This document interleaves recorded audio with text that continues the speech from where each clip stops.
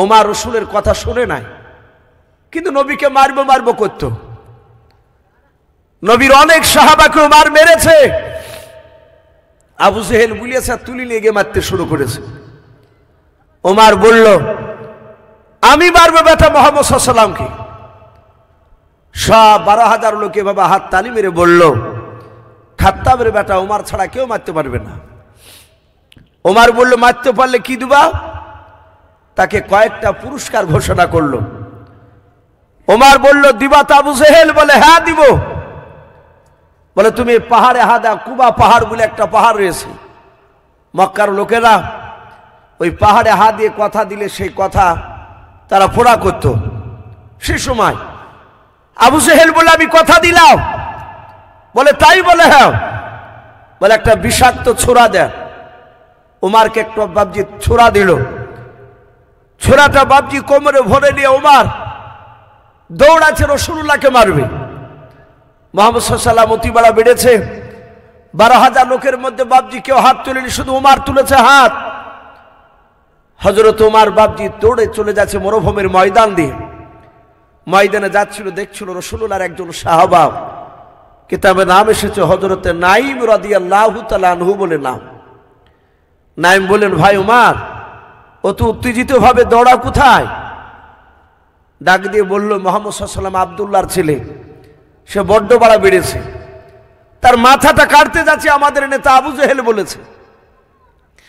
নাঈম বলল, ভাই তুমি তো একাই, আর মুহাম্মদ সাল্লাল্লাহু আলাইহি ওয়াসাল্লামের তো সাথী আছে, তারা তো তোমাকে কম করে ছাড়বে না। যাহাতে আইবিলে স্যার ওমর আরো রেগে গিয়ে বলে, এই বেটা, তোর কথা শুনে মনে হচ্ছে তুই ওরই লোক। যারা ইমানদার হয়, আল্লাহওয়ালা হয়, পৃথিবীর কাউকে দেখে ভয় পায় না, একমাত্র আল্লাহকে ছাড়া।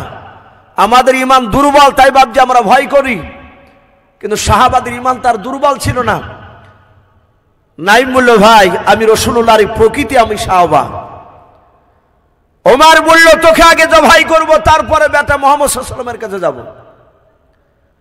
নাঈম বলল, ভাই আমারও হাতে তলোয়ার রয়েছে, তুমি যদি আমাকে 10টা মারো আমি একটা তো মারতে পারবো। এই ওমর, তোমার হাতে তলোয়ার, আমার হাতে তলোয়ার, তোমার দুটো হাত, আমারও দুটো হাত, তোমার শরীরে রক্ত রয়েছে, আমারও শরীরে রক্ত রয়েছে। ওমর, আমাকে মারার আগে, নবীকে মারার আগে তোমার বাড়িটা ভালো করে খোঁজ নাও গা। ওমর বলল, বাড়ি মানে? বলে, খোঁজ রেখেছে তোমার আপন কলিজার টুকরা বোন ফাতেমা আর ফাতেমার স্বামী সাঈদ, এরা দুজনাতি তোমার রাসূলের যে নবীকে মারতে যাচ্ছ সে নবীর কলেমা পড়ে মুসলমান হয়েছে, বলুন সুবহানাল্লাহ। উমারের যা রাগ ছিল নবীর উপরে, তার চেয়ে বেশি রাগ হয়ে গেল তার বোন বনের উপরে, তার দুলা ভাইয়ের উপরে। ডাক দিয়ে বলল, নাঈমকে, নাঈম এ কথা মিথ্যা বলছিস না তো? বলে, না। খোঁজ নাও গা, দেখতো বাবা। কিতাবে এসেছে সাঈদ আর ফাতেমা এরা দুজনা একজন সাহাবাকে ডেকে নিয়ে সে কোরআন শিখছিলেন। হযরতে খাব্বাব রাদিয়াল্লাহু তাআলা আনহু তিনি বাবজি কোরআন শিখাচ্ছিলেন গোপনে। সে সময় উমারের ভয়ে প্রকাশ্য কলেমা দাওয়াত দিতে পেরেছিলেন না, চুপি চুপি কলেমার দাওয়াত দিতেন, দিনের দাওয়াত।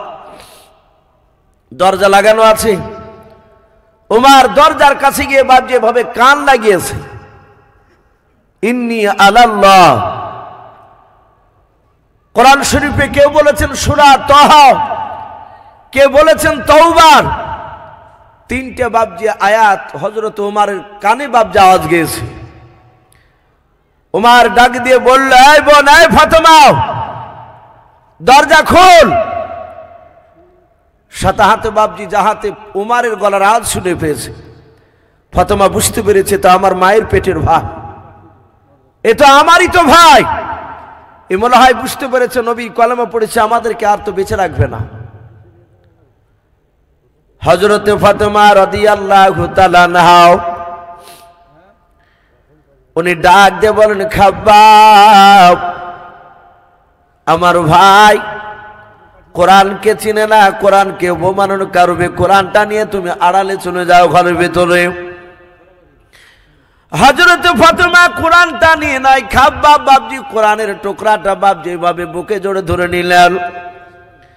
সে সময় কোরআন বাবজি আপনার গচ্ছিত ভাবে ছিল নাও, চামড়া লেখা থাকতো, গাছের পাতায় লেখা থাকতো, পাহাড়ের গায়ে লেখা থাকতো। হযরতে খাব্বাব কোরআনের বাবজি আয়াতগুলোকে বাবজি বুকের সাথে আপনার জোড়ে ধরে নিয়ে ঘরের আড়ালে চলে গেল। যাহাতে বাবজি ঘরে গেল, ওমর ডাক দিয়ে বলল, ফাতেমা দরজা খোল। আবার যাহাতে বলেছে দরজা খোল ফাতেমা। আর তারা স্বামী স্ত্রী দুজনায় চিন্তা করেছে, ভাই আমাদেরকে বোঝার বেঁচে রাখবে নাও, আমাদেরকে মারবে নবীজির কলমা পড়ার জন্য। ওমর তার বোন দরজা খুলতে দেরি হয়েছে বলে বাবজি লাত মেরে দরজাটা ভেঙে ফেললাও। এখনকার মতো সিমেন্ট বালি দিয়ে বাবজি আপনার সেই সময় দরজা করা ছিল না। যাহাতে বাবজি পায়ের লাত মেরেছে, দরজা ভেঙে গেল। ওমর ঘরে বাবজি তলোয়ার হাতে করে নিয়ে ডাক দিয়ে বলল, দৌড়ে গিয়ে তার আপনার দুলাভাই শহীদের বাম হাত দিয়ে দড়িখানা ধরল। দাড়িখানা খেয়ে বাম হাত দিয়ে ধরার পর ডাক দিয়ে বলেছিল, ভাই শুনলাম তুমি নাকি কলমা পড়ে নিয়েছো। বলো কলমা যদি পড়ে নাও তাহলে তোমাকে মারবো আর বেঁচে রাখবো নাও। এই ভাই লালে তুমি এখনই কলমা ছেড়ে দাও। শহীদ বাবজি সিংহের মতো গর্জন দিয়ে বলেছিল, ওরে ওমর ভাই, শুধু আমি একাই নয়, তোমার কলিজার টুকরা বোন ফাতেমা শুধু শুনে নাও, আমরা স্বামী স্ত্রী দুজনায় নবীজির কলমা পড়ে মুসলমান হয়ে গিয়েছি। ওমর আরো বাবজি রেগে গেল। ওমর বাবজি তার নিজের দোলা ভাইয়ের দাড়িখানাকে ধরে বাবজি টান মেরে ঝাঁকটা মেরে মাটিতে ফেলে দিলাও। হযরত ওমর দুলা ভাই আগলাতে পড়ে গেল। আগলাতে বাবজি পড়ে যাওয়ার পর ওমর বাবজি পায়ে আপনার নয়, তার বুকের উপরে দাঁড়িয়ে পা দিয়ে লাত মারতে লাগলো আর তলোয়ারের উল্টা পিঠ দিয়ে বাবজি আঘাত করতে লাগলো।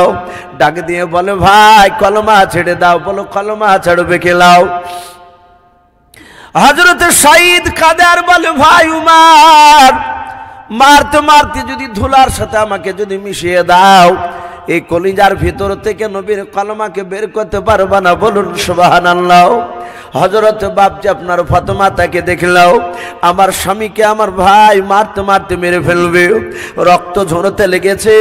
হযরত ফাতেমা দৌড়ে গিয়াও নিজের স্বামীর বুকের উপর শুয়ে পড়ে বলেছিল, ভাই আমার স্বামীকে মেরো না, আমাকে মারো, স্বামীকে ছেড়ে দাও।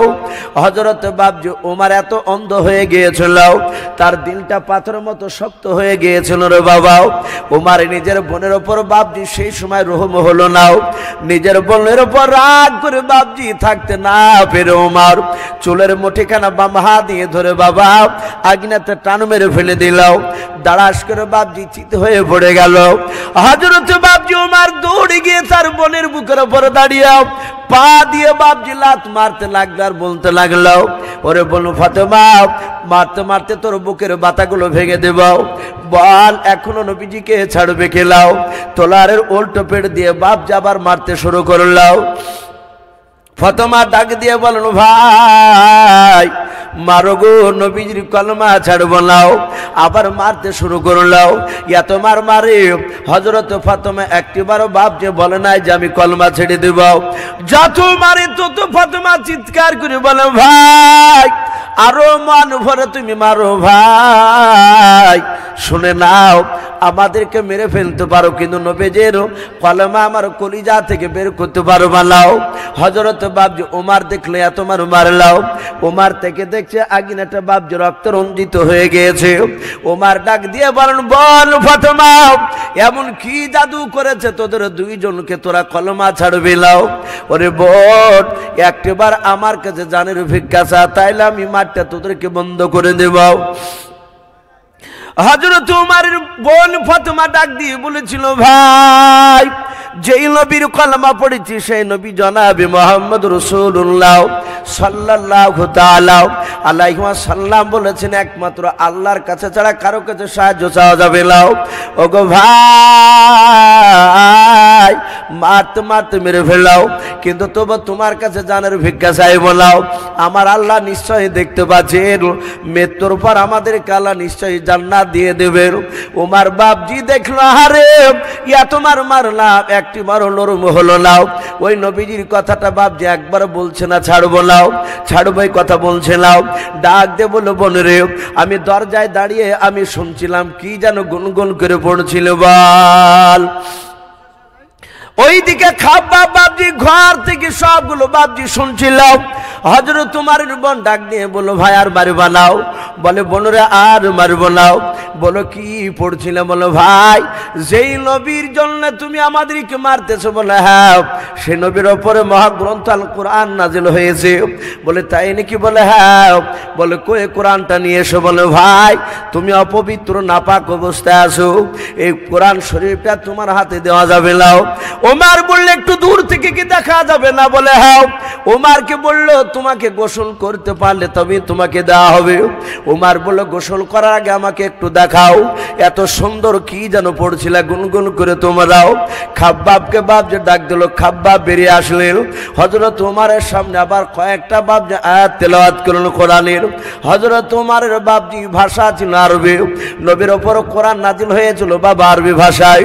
কারণ আমরা সকলে জানি মক্কার ভাষা ছিল সেই সময় আরবি। আল্লাহ রসুলের উপর কোরআন নাজিল হয়েছে আরবি ভাষায়। নবীজির কোরআনগুলো বাপজি শোনার পর উমরের দিলটা বাপজি নরম হয়ে গেল। আল্লাহ বলেন, আমি যখন যাকে হেদায়েত করব, হেদায়েত নূর তার দিলের ভিতরে জ্বালিয়ে দেব, সেই লোকটাও আর থাকতে পারবে না নবীজির কাছে না যাওয়া পর্যন্ত। উমর বলল, ভাই এত সুন্দর কথা কোথায় পেলাম? বলে, সেই নবী জনাবে মুহাম্মদ রাসূলুল্লাহ সাল্লাল্লাহু তাআলা আলাইহি ওয়াসাল্লামের কলমা পড়ার জন্য তুমি মারছিলে। বলে, হ্যাঁ। বলে, ভাই ওই নবীর মুখ থেকে কথাগুলো শুনবে, একটু নিয়ে চলাও। হযরতে খাব্বাব বাপজি বেরিয়ে আসলো। হযরতে আমার সাইদ বেরিয়ে আসলেন ঘর থেকে। ফাতেমা বেরিয়ে আসলেন। উমরের মাথায় বাপজি মস্তানি পাগড়ি বাঁধা আছে, হাতে তলোয়ার খানা আছে। হযরতে খাব্বাব, সাইদ আর ফাতেমা তিনজনা চলে যায় উমরকে নিয়ে। আল্লাহর নবী জনাবে মুহাম্মদ রাসূলুল্লাহ সাল্লাল্লাহু তাআলা আলাইহি ওয়াসাল্লাম বিশ্বদরদী নবী আমার অনেকগুলো সাহাবাকে নিয়ে বাপজি কথা বলছিলেন। আল্লাহর নবী তাকে দেখলেন ওমর আসতেছে আমার সাহাবাদেরকে নিয়ে। সাহাবারা ডাক দিয়ে বলে, নবী গো, ওই দেখেন আমার আপনার দুশমন ওমর আসতেছে, সাহাবাদেরকে ধরে নিয়ে। মনে হয় তার বোন কলমা পড়েছে বলে হয়তো আপনার কাছে নিয়ে এসে আপনার সামনে মারবে। নবী গো, আপনাকেও মারতে পারে। ওগো আল্লাহর নবী, একটুবার হুকুম করে দেন, ওমর আপনার দরবারে আসার আগে আমরা দৌড়ে গিয়ে ওমরকে জবাই করে দিয়ে জাহান্নামে পাঠিয়ে দিই। আমরা সবাই মিলে এখানে একত্রিত আছি। আল্লাহর নবীজি বাপ যেভাবে পেছন করে বলেন, সাহাবা তোমরা কি জানো ওমর আমাকে মারতে এসছে? বলে, তা জানি না, কিন্তু আমাদের ধারণা আপনাকে মারতে আসতে পারে হয়তো। আল্লাহর নবী বলেন, ওরে সাহাবারাও, আমি গতকালকে ওমরের জন্য আমি দোয়া করেছি, বলুন সুবহানাল্লাহ। আমি জানি না ওমর আমার কাছে কলমা পড়তে আসছে না ওমর আমাকে মারতে আসছে, আমি জানি না। এই সাহাবারাও, তোমরা সবাই মিলে এখানে দাঁড়িয়ে থাকো, কেউ যেন সামনের দিকে পা ফেলে আগে যাবা নাও। আমি বারণ করলাম, এই জায়গায় দাঁড়িয়ে থাকবা, দেখে ওমর আমার সঙ্গে কি ব্যবহার করে তোমরা দূর থেকে দেখে ভাও। আল্লাহর নবীজি বাপনি সাহাবারা বলেন, আমার নবীজি আমাদেরকে বারণ করলেন সামনের দিকে যাবা নাও। সাহাবা ওমর বাপজি হযরতে খাব্বাব সাইদার ফাতেমাকে নিয়ে আসতেছিলেন বাবা। নবীজির কাছে তখনও কাছাকাছি আসতে পারে নাই, প্রায় 25 থেকে 30 হাত বাপজি দূরে ছিল আল্লাহর নবীজির সাহাবা ওমর। আল্লাহর রাসূল বাপজি দূর থেকে বাপজি দাঁড়িয়ে থাকতে পারলেন না। ওমর কাছে আসতে দেখে নবী আমার দৌড়ে ওমরের কাছে চলে গেলেন। সাহাবারা বলেন, আমরা তাকে দেখলাম। নবী আমার ওমরের কাছে যাওয়ার পর ওমরের গলার বাপজি পাঞ্জাবি খানা, এভাবে জামাখানা কলার খানাও আল্লাহর নবীজি ধরে দাঁড়িয়ে গেলেন। ওমর দাঁড়িয়ে গেলেন, নবীজির পা থেকে মাথা পর্যন্ত ওমর বারবার শুধু তাকে থেকে দেখতেছে। হাতে বাপজি তলোয়ার খানা, ওমরের হাতে লম্বা তলোয়ার। আল্লাহর নবী বলেন, ওরে উমার আর কতদিন পাগলামি করবা? আল্লাহ রাসূল আবার ডাক দিয়ে কলার খানা ধরে বলেন, উমার ওই দেখো তোমার সাথী ভাইরা শুধু তোমার ভয়ে কলমার দাঁত প্রকাশে দিতে পারি না রে ভাই উমার। ওরে উমার অনেক পাগলামি করা হয়েছে, আর পাগলামি করো না রে উমার। উমার কোনো কথা বলে নাই, শুধু নবীজের বাপ যে কান্না দেখতেছে, নবীর চোখে দিয়ে পানি ঝরতেছে। আল্লাহ রাসূলের কান্না দেখে উমার থাকতে পারে নাই, উমারের চোখ দিয়ে পানি গড়ায়। আল্লাহ রাসূল কলার খানা ধরে আর ঝিটকে টেনে টেনে মেরে বলেন, ওরে উমার আর পাগলামি করে বেলাও। উমার আমার এটা মনের আশাও, তুমি আমার সাথী ভাইদেরকে নিয়ে তুমি নেতা হয়ে, তুমি এই কমান্ডার হয়ে কলমার দাওয়াত দিবা, বলুন সুবহানাল্লাহ। উমার বাপজি সহ্য করতে পারলো না। আল্লাহ রাসূল বলেন, উমার এখনো তুমি আমাকে চিনতে পারো না। এই উমার আমি তোমার দরুদি মায়ের নবী, একটু আমার দিকে ভালো করে তুমি তাকিয়ে দেখো। এই উমার একটু মহব্বত নজর একটু আমার দিকে তাকিয়ে দেখো রে উমার। উমার ফ্যাল ফ্যাল করে চাতক পাখির ন্যায় চেয়ে রসুলের চেহারার দিকে চেয়ে থাকার উপর পায়ের তলে উমার তলোয়ার খানা নবীর সামনে ফেলে দিলেন। ডাকে দিয়ে বলেন, হুজুর আমি আপনাকে এতদিন চিনতে পেরেছিলাম লাও, আপনার কোরআনের কথাগুলো আমার কানে গিয়েছিল না, আজ কানে গিয়েছে। ও নবীজি আপনার কাছে তলোয়ার খানা দিয়ে দিলাম, আমি অন্যায় করেছি নবী, এত বড় অন্যায় করেছি, অন্যায়ের ক্ষমা হবে না নবী গো, আপনি তলোয়ার দিয়ে আমাকে জবাই করে দেন। আল্লাহর নবীজি বাপজি আর মারলেন লাও। ওমারকে পাঞ্জা মেরে ধরে বলেন, ওমার রে আমি রহমাতুল লিল আলামিন পয়গম্বর, জোরে বলুন সুবহানাল্লাহ। ওমর আমি বদলা নিতে আসিনি। এই ওমর আমাকে যে আল্লাহ রহমতের নবীকে পাঠিয়েছে, ওমর আমি তোমাকে সব মাফ করে দিয়েছি। আমার নিশ্চয় আল্লাহ তোমাকে মাফ করে দিয়েছেন। ওমর তুমি কলেমা পড়ে নাও। ওমর কলেমা পড়ে বাপজি মুসলমান হয়ে গিয়েছিল। নবী বললেন, ওমর তুমি আজ থেকে মুসলমান। ওমর বলল, হুজুর আমি আজ বুঝতে পেরেছি এটা সত্য ধর্ম। হে নবী আর ভয়ের ব্যাপার নেই, এবার আমার সঙ্গে চলো মক্কা নগরে ওপেন কলেমার দাওয়াত দিব। দেখি কোন বেটা ওমর সামনে এসে দাঁড়ায়। মানুষ সবাই আবু জেহেল উতবা সাহেবরা অবাক যে আমার দলের হয়ে গেল, আবার আমার বিরুদ্ধে চলে আসছে। বাপজি সেই ওমর রসুলকে বাপজি মারতে গিয়ে রসুলের উপর ঈমান এনেছিল। আবু জেহেল শত চেষ্টা করে নবীকে বাপজি শেষ করতে পারেনি। আমি প্রতিটা বাপজি ভাইদেরকে বলবো, নবীর কথা না মানার কারণে বিশ্বনবী বলেছিলেন, চাচা আপনাকে আজ থেকে মানুষেরা আবু জেহেল বলে ডাকবে, আবুল হিকাম বলে মানুষ কেউ আপনাকে ডাকবে না। তাই বাপজি আমরা সকলে জানি আবু জেহেল ছিল মূর্খের বাপ। জানার পরও বাপজি রসুলের দিনকে সে মানেনি, নবীর ওপর অত্যাচার চালিয়েছিল। আমি প্রতিটা বাপজি ভাই মা বোনদেরকে বলবো, বাপজি আমরা জানি যে 5 ওয়াক্ত নামাজ পড়তে হবে, নামাজ না পড়লে জাহান্নামে যেতে হবে, এটা প্রায় মানুষ আমরা জানি। জানার পরও বাপজি আমরা মানতে চাইলে, আবু জেহেলও জানতো মুহাম্মদ সাল্লাল্লাহু আলাইহি ওয়াসাল্লাম আখিরি জামানার রসূল। আবু জেহেল অনেক পরীক্ষা করে দেখেছিল, গোপনে রসুলের ঘরের দরজায় কান লাগিয়ে দেখেছিল কোরআন মুহাম্মদ সাল্লাল্লাহু আলাইহি ওয়াসাল্লামের তৈরি করা নয়, এটা ঐশ্ববাণী, এটা আসমান থেকে এসেছে। জানার পরও বাপজি সে মানেনি। সে জানতো মুহাম্মদ সাল্লাল্লাহু আলাইহি ওয়াসাল্লামের কথা যদি কলেমা পড়া যায় ওজনে কম দেওয়া যাবে না। মুহাম্মদ সাল্লাল্লাহু আলাইহি ওয়াসাল্লামের কথা কলেমা পড়ে নিলে চিটারি করা যাবে না, মিথ্যাবাদী কথা বলা যাবে না। মুহাম্মদ সাল্লাল্লাহু আলাইহি ওয়াসাল্লামের কলেমা পড়ে নিলে 5 ওয়াক্ত বাপজি নামাজের মধ্যে ফাঁকি দেওয়া যাবে না। তাই বাপজি অনুরোধ করবো প্রতিটা বাপজি ভাইদেরকে মা বোনদেরকে, আমরা 5 ওয়াক্ত নামাজ পড়বো, বলুন ইনশাআল্লাহ। এই ঠান্ডা দিনে বাপজি রাত্রির বেলাতে ফজরের সময় মসজিদে মুসল্লি খুব কম হয়ে যায়। আবার দেখবেন ঘুরতে ফিরতে বাপজি 2 মাস পর মসজিদে যাইয়া সেজদা থেকে বাপজি কপাল তুলবে না। মেলাখিনিক পর বাপজি নামাজ শেষ করিয়ে বলবে যে ভাই সেজদায় গেলে আর কিচ্ছু ভালো লাগে না। তো তাকে দেখবেন ঠিক ফ্যানের তলে বেটা মসজিদে ফ্যানের তলেই বসে সেজদা মারছে। ওর সেজদা কিন্তু বাপজি আল্লাহর ভয়ে নয়, ওর বাড়িতে কারেন্টের বিল ফুটবে বলে বাপজি এখানে বেশি লম্বা টাইম দিয়ে সময় কাটাতে চাইছে।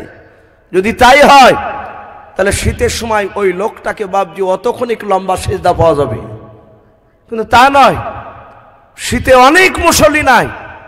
আবার দেখবেন গরমের সময় নতুন নতুন বাবজি যারা বাদ দিয়ে দিয়েছে 6 মাস আগে, তারা আবার বাবজি নতুন করে নামাজের দিকে যাবে। বাবজি অনুরোধ করব, নামাজ এত গুরুত্বপূর্ণ। আমার বিশ্বনবী দরুদি নবী বলেছে, নামাজবিহীন কোনো মানুষ জান্নাত যেতে পারবে না। জোরে বলুন সুবহানাল্লাহ। নামাজ পড়াই লাগবে। তাই প্রতিটা মানুষ বাবজি নামাজ আমরা পড়ব। নামাজ এত গুরুত্বপূর্ণ। বলা হয়েছে মানুষ যখন মৃত্যুবরণ করে, ছটফট করছে, তার মুখ দিয়ে বাবজি ফেফড়া ওঠে না, অনেক সময় ঘড়ঘড়ি উঠে যায়, কিন্তু সে তাকায়, চোখ দুটো ডাইরেক্ট হয়ে গিয়েছে, সে কথা বলতে পারে না। তখন অনেকে বাবজি চামচ চেকেরা পানি দেয়, যার মুখে পানি দেয়, শরবত দেয়, এই করে পানি দেয়, কিন্তু তার 2 কষা দিয়ে মুখের 2 সাইড দিয়ে বেরিয়ে যায়। বলা হয়েছে ওই সময় তো লোকটাকে পূর্ব পশ্চিম করে শুয়ে দেয়, পশ্চিম দিকে পা করে দেন, ওর জান এখনো বেরোয়নি, হয়তো কথা বলতে পারছে না, তার ভিতরে জ্ঞান আছে। অনেক মানুষ নড়াচড়া করতে পারে না, তার ভিতরে জ্ঞান থাকে। বলে তার যদি ভিতরে জ্ঞান চলে আসে, হয়তো ইশারায় নামাজের টাইম হলে হয়তো নামাজ পড়বে। বলুন সুবহানাল্লাহ। তখনও নামাজ মাপ নাই, যদি তার জ্ঞান ভিতরে থাকে। এই জন্য বাবজি খুব সাবধান। আজ দুনিয়ার পরিস্থিতি বাবজি ভালো নাই, তা আমরা সকলেই জানতে পারছি।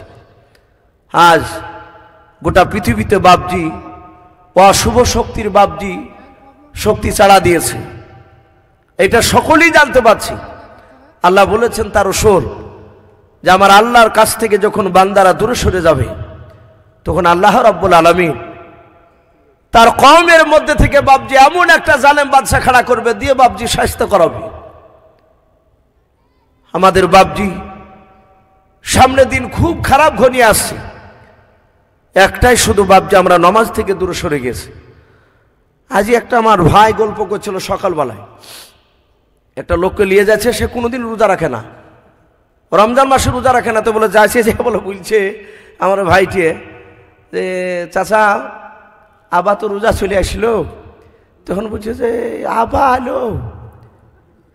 আসলো মানে রোজা, আদৌ রোজা করে না, কিন্তু ইফতার করে, ও দাঁতন করে, মানে একটা মোড়ল টাইপের মানুষ, পেস্টিজের ব্যাপার। লোকে যদি বুঝে নেয় যে রোজা করে না, কিন্তু বাড়ি আসন পাশ লোকরা জানে যে রোজা করে না। তা এই রমজান মাস যাহা তার সামনে বুলিয়েছে, বলছে আবার সামনে আসছে, আর বেশি দিন না, বলছে আবার চলে আইলো, মানে এতই কষ্ট।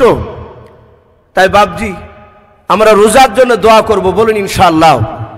আল্লাহ রাসূল রজব মাস থেকে দোয়া করতে, হে আল্লাহ তুমি রজব মাসে আল্লাহ তুমি বরকত দাও, শাবান মাসে বরকত দাও, এবং রমজান মাসটা যেন পরিপূর্ণভাবে যেন রোজা করতে পারি। বলুন আল্লাহুম্মা আমিন। আল্লাহ রাসূল দোয়া করতে, আমরা একজন এখন পর্যন্ত দোয়া করিনি। ওই মেয়েরা শুধু বলা বলি করছে, মা বোনেরা, হ্যাঁ আবার রোজা আসছে, ইনশাআল্লাহ রোজা করব। আমাদের অনেকের মনেই নাই। তাই বাবজি আমি আপনাদের সকলকে বলবো, রমজান মাস আসছে, আমরা এখন থেকে একদম ওয়াদা করব, হে আল্লাহ 30টা রোজা যেন আমরা করতে পারি, সে তৌফিক দেব। বলুন আল্লাহুম্মা আমিন। এই রমজান মাসের রোজা অনেকেই করতে পারবো না বাপ, ইনশাআল্লাহ আমরা রোজা রাখবো, 5 ওয়াক্ত নামাজ পড়বো। বলুন ইনশাআল্লাহ।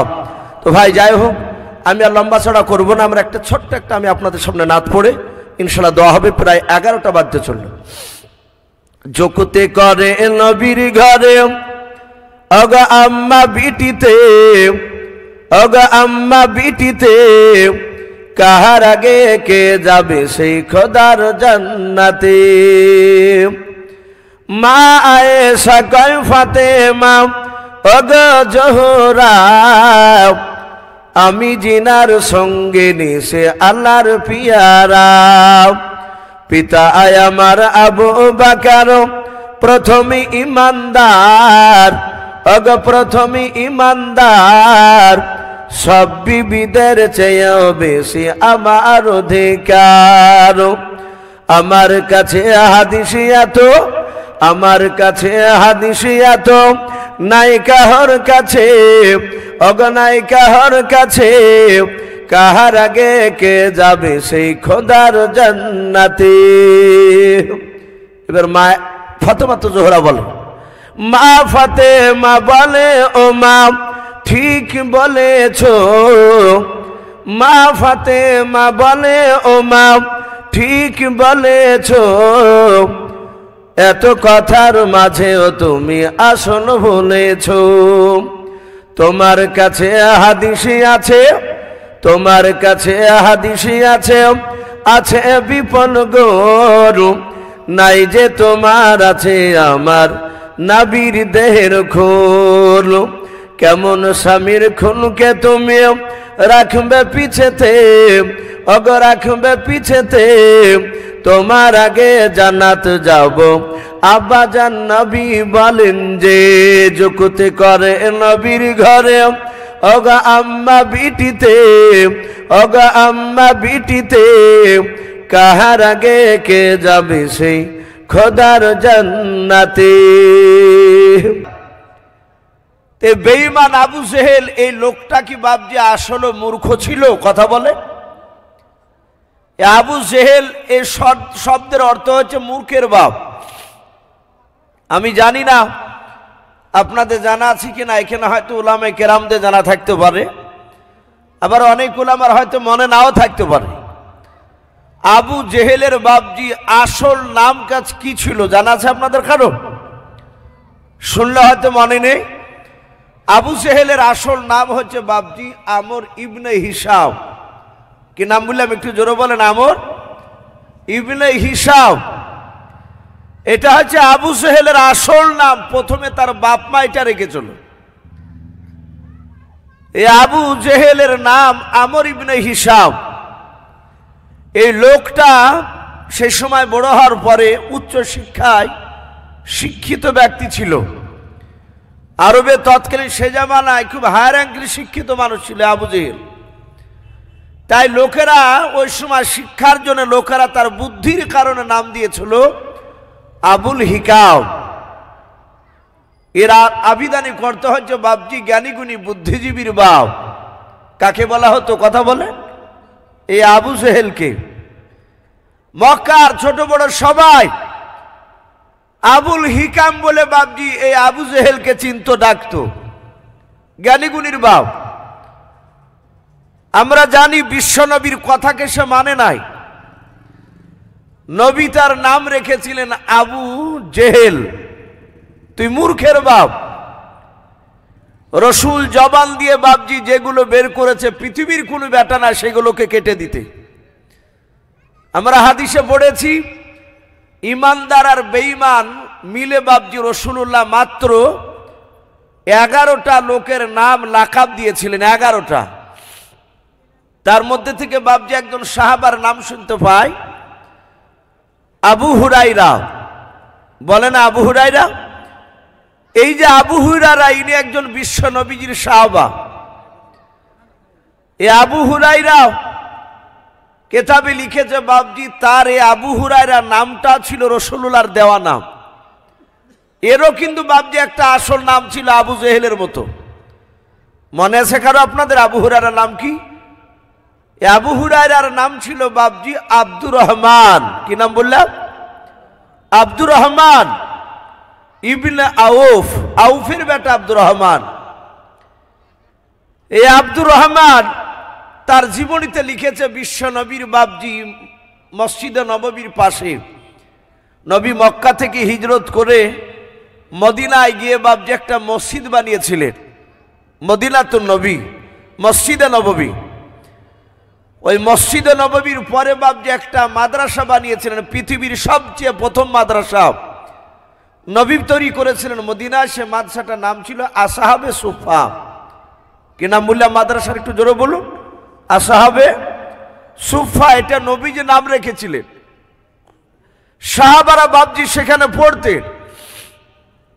যেমন আপনাদের এই বড় মাদ্রাসা আছে শাহজাদপুরে, তা আল্লাহ রসুলের ওই মাদ্রাসায় এই আব্দুর রহমান, এই আবু হুরায়রা যার নাম, এই আব্দুর রহমান, উনি রসুলুল্লাহর বাপজি ছাত্র ছিলেন, সাহাবা ছিলেন। কেতাবে লিখেছে 1 নয় 2 নয় 3 মাস হয়েছে নবীর দরবারে থাকা। মসজিদে নববীতে নবী বক্তব্য রাখছেন মিম্বারে বসে, শত শত সাহাবাই কেরাম সামনে বসে কথাগুলো শুনছিলেন।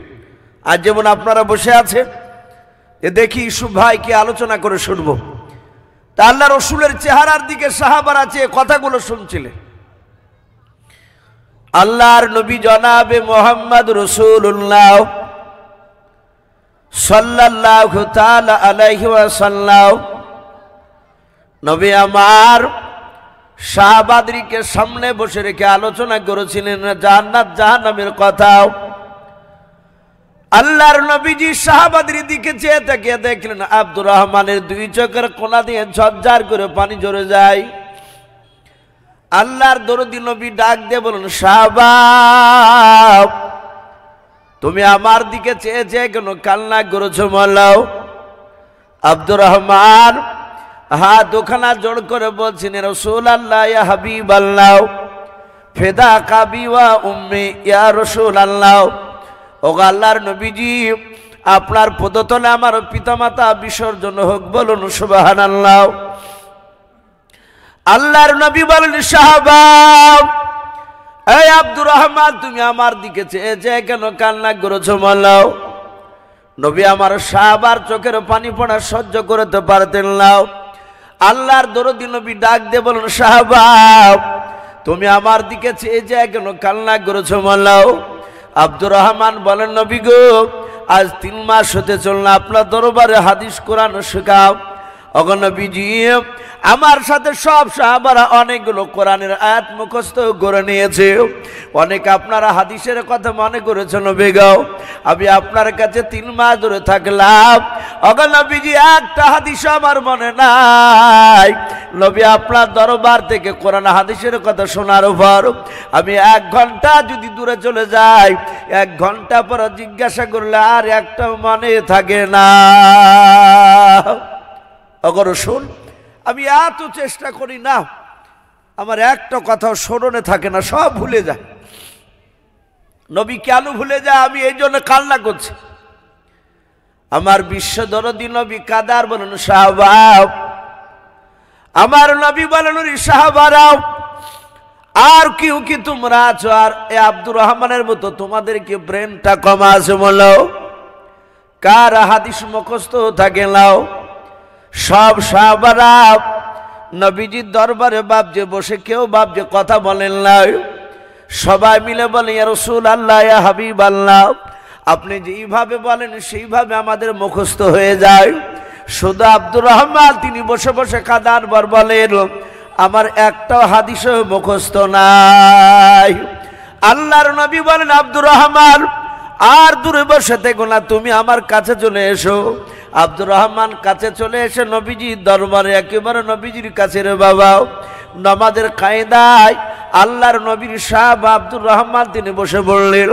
দরদি নবী ডাক দিয়ে বলেন, আব্দুর রহমান তোমার বুঝি একটাও হাদিস মুখস্থ নাই? বলো হুজুর নাও। নবী আমার নিজে হাতে আব্দুর রহমানের চোখের পানিটা মুছে দিয়ে বললেন, ওরে সাহাবাব আজ থেকে আর কান্না করা লাগবে না। আল্লাহর দরুদি নবীর মাথার পাগড়িখানা বাপজি রুমালটা খুলে নিয়েও নবী আমার নিচে রেখে দিও।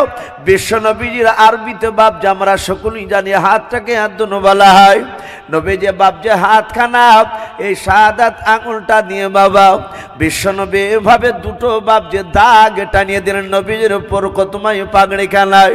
আমরা জানি বাবা নবীজির পা থেকে বাপজি মাথা পর্যন্ত গোটা দেহখানা বরকতে ভরা ছিল, বলুন সুবহানাল্লাহ।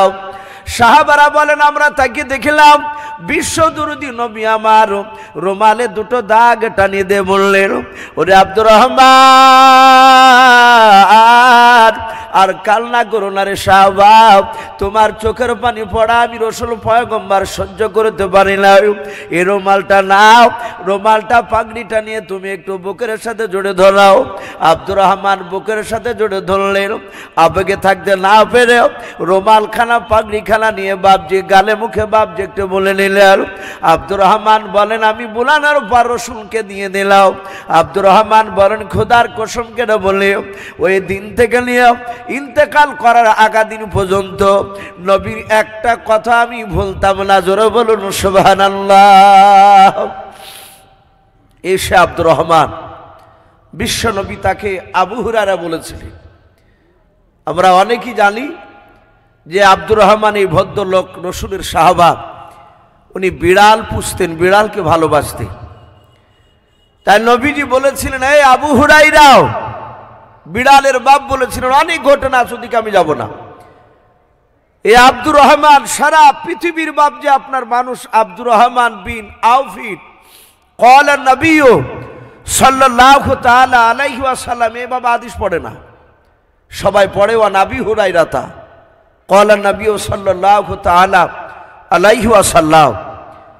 সাহাবারা জানেন যে রাসূলুল্লাহর পবিত্র জবান দিয়ে এই আবু হুরায়রা বলেছে, এই নামটা আর বাতিল করা যাবে না। সম্মানিত ভাইরা, আমার বাবা জীবনেরা, আমার বিশ্ব নবী দরদি নবী যেমন তার আপন জামাই আলী রাদিয়াল্লাহু তাআলা আনহুকে নবী বলতেন, এই আলী আমার আল্লাহর বাগ, বলুন আলহামদুলিল্লাহ। হযরতে আমির হামজা রাদিয়াল্লাহু তাআলা আনহুকে বিশ্ব নবী সিংহ বলে ডাকতেন, যে আমার চাচা আমির হামজা, উনি আল্লাহর সিংহ।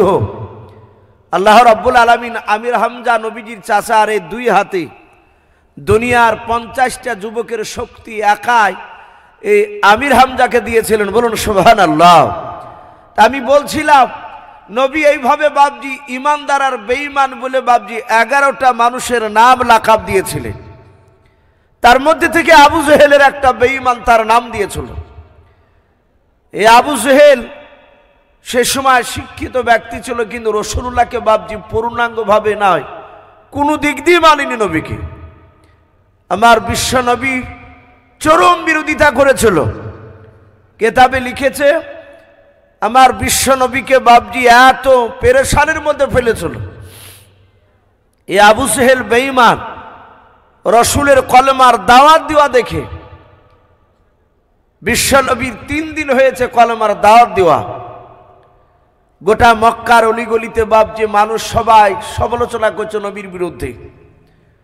সবাই বলছে, আব্দুল্লাহ যাকে আমরা আল আমিন বলে ডাকতাম, আমার রাসূলকে মক্কার লোকেরা নবীর নাম ধরে খুব কমই ডাকতে।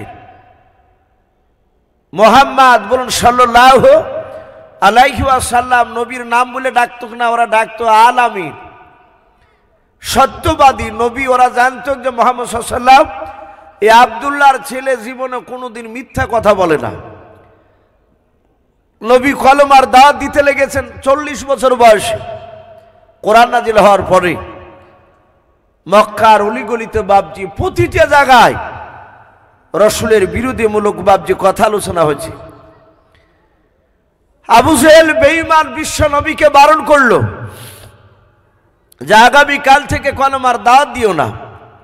নবীজি বারণ করে নাই, নবীজি বাপজি কলমার দাওয়াত দেওয়া বন্ধ করে নাই, আবু জেহেল বারণ করলো। রাসূলকে এমনকি তারা মারতে পর্যন্ত বাপজি তারা দ্বিধাবোধ করেনি। একেবারে 3 দিনকার সময় আবু জেহেল বেঈমান বাড়িতে এসে তার বিবিকে বলল, বিবি রে, দেখো তিনি বাড়ির বাইরে কেউ দাঁড়িয়ে আছে কিনা, আমাদের ঘরের দিকে কেউ উকি মারছে কি দেখো। আবু জেহেলের অর্ধাঙ্গিনী বিবি ঘরের বাইরে গিয়ে চারিদিকে লক্ষ্য করে দেখলো কেউ নেই। এসে বলল, গো প্রাণের স্বামী, বাড়ির বাইরে কেউ নেই। বলে কেউ নেই, বলে না, বলে বিবি দরজাটা বন্ধ করে দাও। ঘরের দরজাটা বাপজি বন্ধ করে দেওয়া হলো। আবু জেহেল বেঈমান আগুনাতে তাকে দেখলো ছোট ছোট বাপজি কাকর, যাকে আমরা কুচেলি পাথর বলি। আবু জেহেল 11টা পাথরকে বাপজি 1 2 3 4 করে গনে নিল। গনে হাতের ভিতরে বাপজি ভরে মুঠ বেঁধে নিয়ে, পাঞ্জাবির ভিতরে এইভাবে হাতটা ভরে নিয়ে বেঈমান আবু জেহেল বাপজি মক্কা নগরে চলে গেল। রাসূলুল্লাহ কোথায় আছে? মানুষকে জিজ্ঞাসা করে, আব্দুল্লাহর ছেলে মুহাম্মদ সাল্লাল্লাহু আলাইহি ওয়াসাল্লামকে দেখেছো? লোকে বলল, সামনে যাও দেখতে পাবো। আপনাদের যেমন বাপজি বাসুদেব খালি যেমন মোড় একটা জায়গা বাজার, এই রকম মক্কা নগরে বাপজি একটা মোড় জায়গাতে রাসূলুল্লাহ দ্বীনের দাওয়াত দিচ্ছিলেন। আবু জেহেল কাছে গিয়ে বলল, এই ভাতিজা, এই তুমি তো 3 দিন থেকে কলমার দাওয়াত দিচ্ছ, নবুয়তের দাবি করেছো। বলেছে, আচ্ছা হ্যাঁ, আল্লাহ আমাকে পয়গম্বর রাসূলকে পাঠিয়েছে দুনিয়ায়। এতদিন নবী ছিলাম আপনারা জানতেন না, আমিও জানতাম না। এই আজ 3 দিন হলো 40 বছর বয়স হয়েছে আমার। গারে হেরাতে কোরআনটা আমার উপরে নাজিল হয়েছে। আল্লাহ আমাকে নবুয়তের দায়িত্ব দিয়েছেন, প্রকাশ হয়ে গিয়েছে আমি নবিতা। আপনারা আমাকে মেনে নেন। আবু সেহেল ডাক দিয়ে বলল, এখানে তো মানুষ অনেকই রয়েছে। বলে হ্যাঁ। বলে ভাতিজা, আমার এই হাতের ভিতর কি আছে বলতে পারবা? বিশ্বনবী বললেন, চাচা আপনার হাতের ভিতর কি আছে আল্লাহ বলালে ওটা বলে দিতে পারবো। আপনি নাম শুনবেন না, আপনার হাতে যা আছে ওতে কলেমা পড়বে সেটা শুনতে চান। আবু জেহেল জানে যে কলেমা পড়লি তো রাসূলুল্লাহকে সাক্ষী দেওয়া আছে, লা ইলাহা ইল্লাল্লাহ। আমরা জানি যে একমাত্র আল্লাহ আমাদের, মুহাম্মদ রাসূলুল্লাহ সাল্লাল্লাহু তাআলা আলাইহি ওয়াসাল্লাম আল্লাহর প্রেরিত রাসূল। আর এক জায়গায় এসেছে আব্দুহু রাসূলুহু, আল্লাহ রসুল এবং আল্লাহর বান্দা মুহাম্মদ সাল্লাল্লাহু আলাইহি ওয়াসাল্লাম। তো আবু জেহেল চিন্তা করলো যে আমি তো পাথর নিয়ে এসেছি, আর পাথর নিয়ে কি কথা বলবে মুহাম্মদ সাল্লাল্লাহু আলাইহি ওয়াসাল্লাম বলছে। তা আবু জেহেল বলল, দেখি তিনি কথা বলে কিনা। বলে ভাতিজা, তাহলে তুমি মুখ দিয়ে বলার আগে আমার হাতে যা আছে তা দিয়ে বলতে বলো। আল্লাহর নবী জনাবে মুহাম্মদ রাসূলুল্লাহ সাল্লাল্লাহু তাআলা আলাইহি ওয়াসাল্লাম শুধু ইশারা করেছেন, বাবা আমার নবীজিকে আল্লাহ এত পার করে পাঠিয়েছিলেন, সারা পৃথিবীর মধ্যে এমন একজন পাওয়ারফুল নবী পেয়েছি আমরা। ওরে বাবা, যে নবী দুনিয়ার বুক থেকে বাপ যে দাঁড়িয়ে শুধু আঙুলের ইশারা করেছেন চন্দ্রকে চাঁদকে, নবীজের জমিনে থেকে বাপজি দাঁড়িয়ে শুধু আঙুলের ইশারা করা বাপজি করতে দেনে সাথে সাথে বাপজি চাঁদ 2 টুকরো হয়ে গিয়েছিল। বলুন সুবহানাল্লাহ। এত দামি নবী আমার, নবীজি শুধু ইশারা করেছেন আর পাথর থেকে বাপজি আপনার আবু জেহেলের হাতের ভেতর থেকেও সাথে সাথে বাপজি পড়তে লাগলো কলেমা লা ইলাহা ইল্লাল্লাহ। একটু মহব্বতে পড়ুন, লা ইলাহা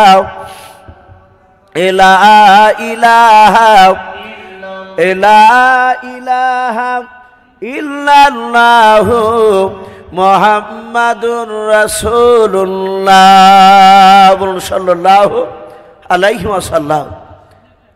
আবু জেহেল অবাক হয়ে গেল যে সর্বনাশ, সামান্য হাতে পাথরও কথা বলেছে। এই মুহাম্মদ সাল্লাল্লাহু আলাইহি ওয়াসাল্লাম তো বড় জাদুঘর। আমার বিশ্ব নবী বলেন, চাচা বিশ্বাস হলো আমি নবী রাসূল? তা আবু জেহেল আর কিছু বলল না, সোজা ঘুরে চলে গেল বাড়ি। বাড়িতে যাওয়ার পর বাপজি দেখলো যে সূর্য কখন ডুববে। সূর্য যাহাতে বাপজি পশ্চিম দিকে অস্তমিত হয়ে গেল, ডুবে গেল। আবু জেহেল অমনি রাত্রিবেলা বেরিয়ে পড়লো উদবা সাইবা আবু লাহাব আবু সুফিয়ানের কাছে। এরা কুখ্যাত বাপজি 5 বেঈমান একত্রিত হয়েছে। বেঈমান আবু জেহেল, উদবা সাইবা এরা সবাই মিলে বাপজি ওখানেই রয়েছে।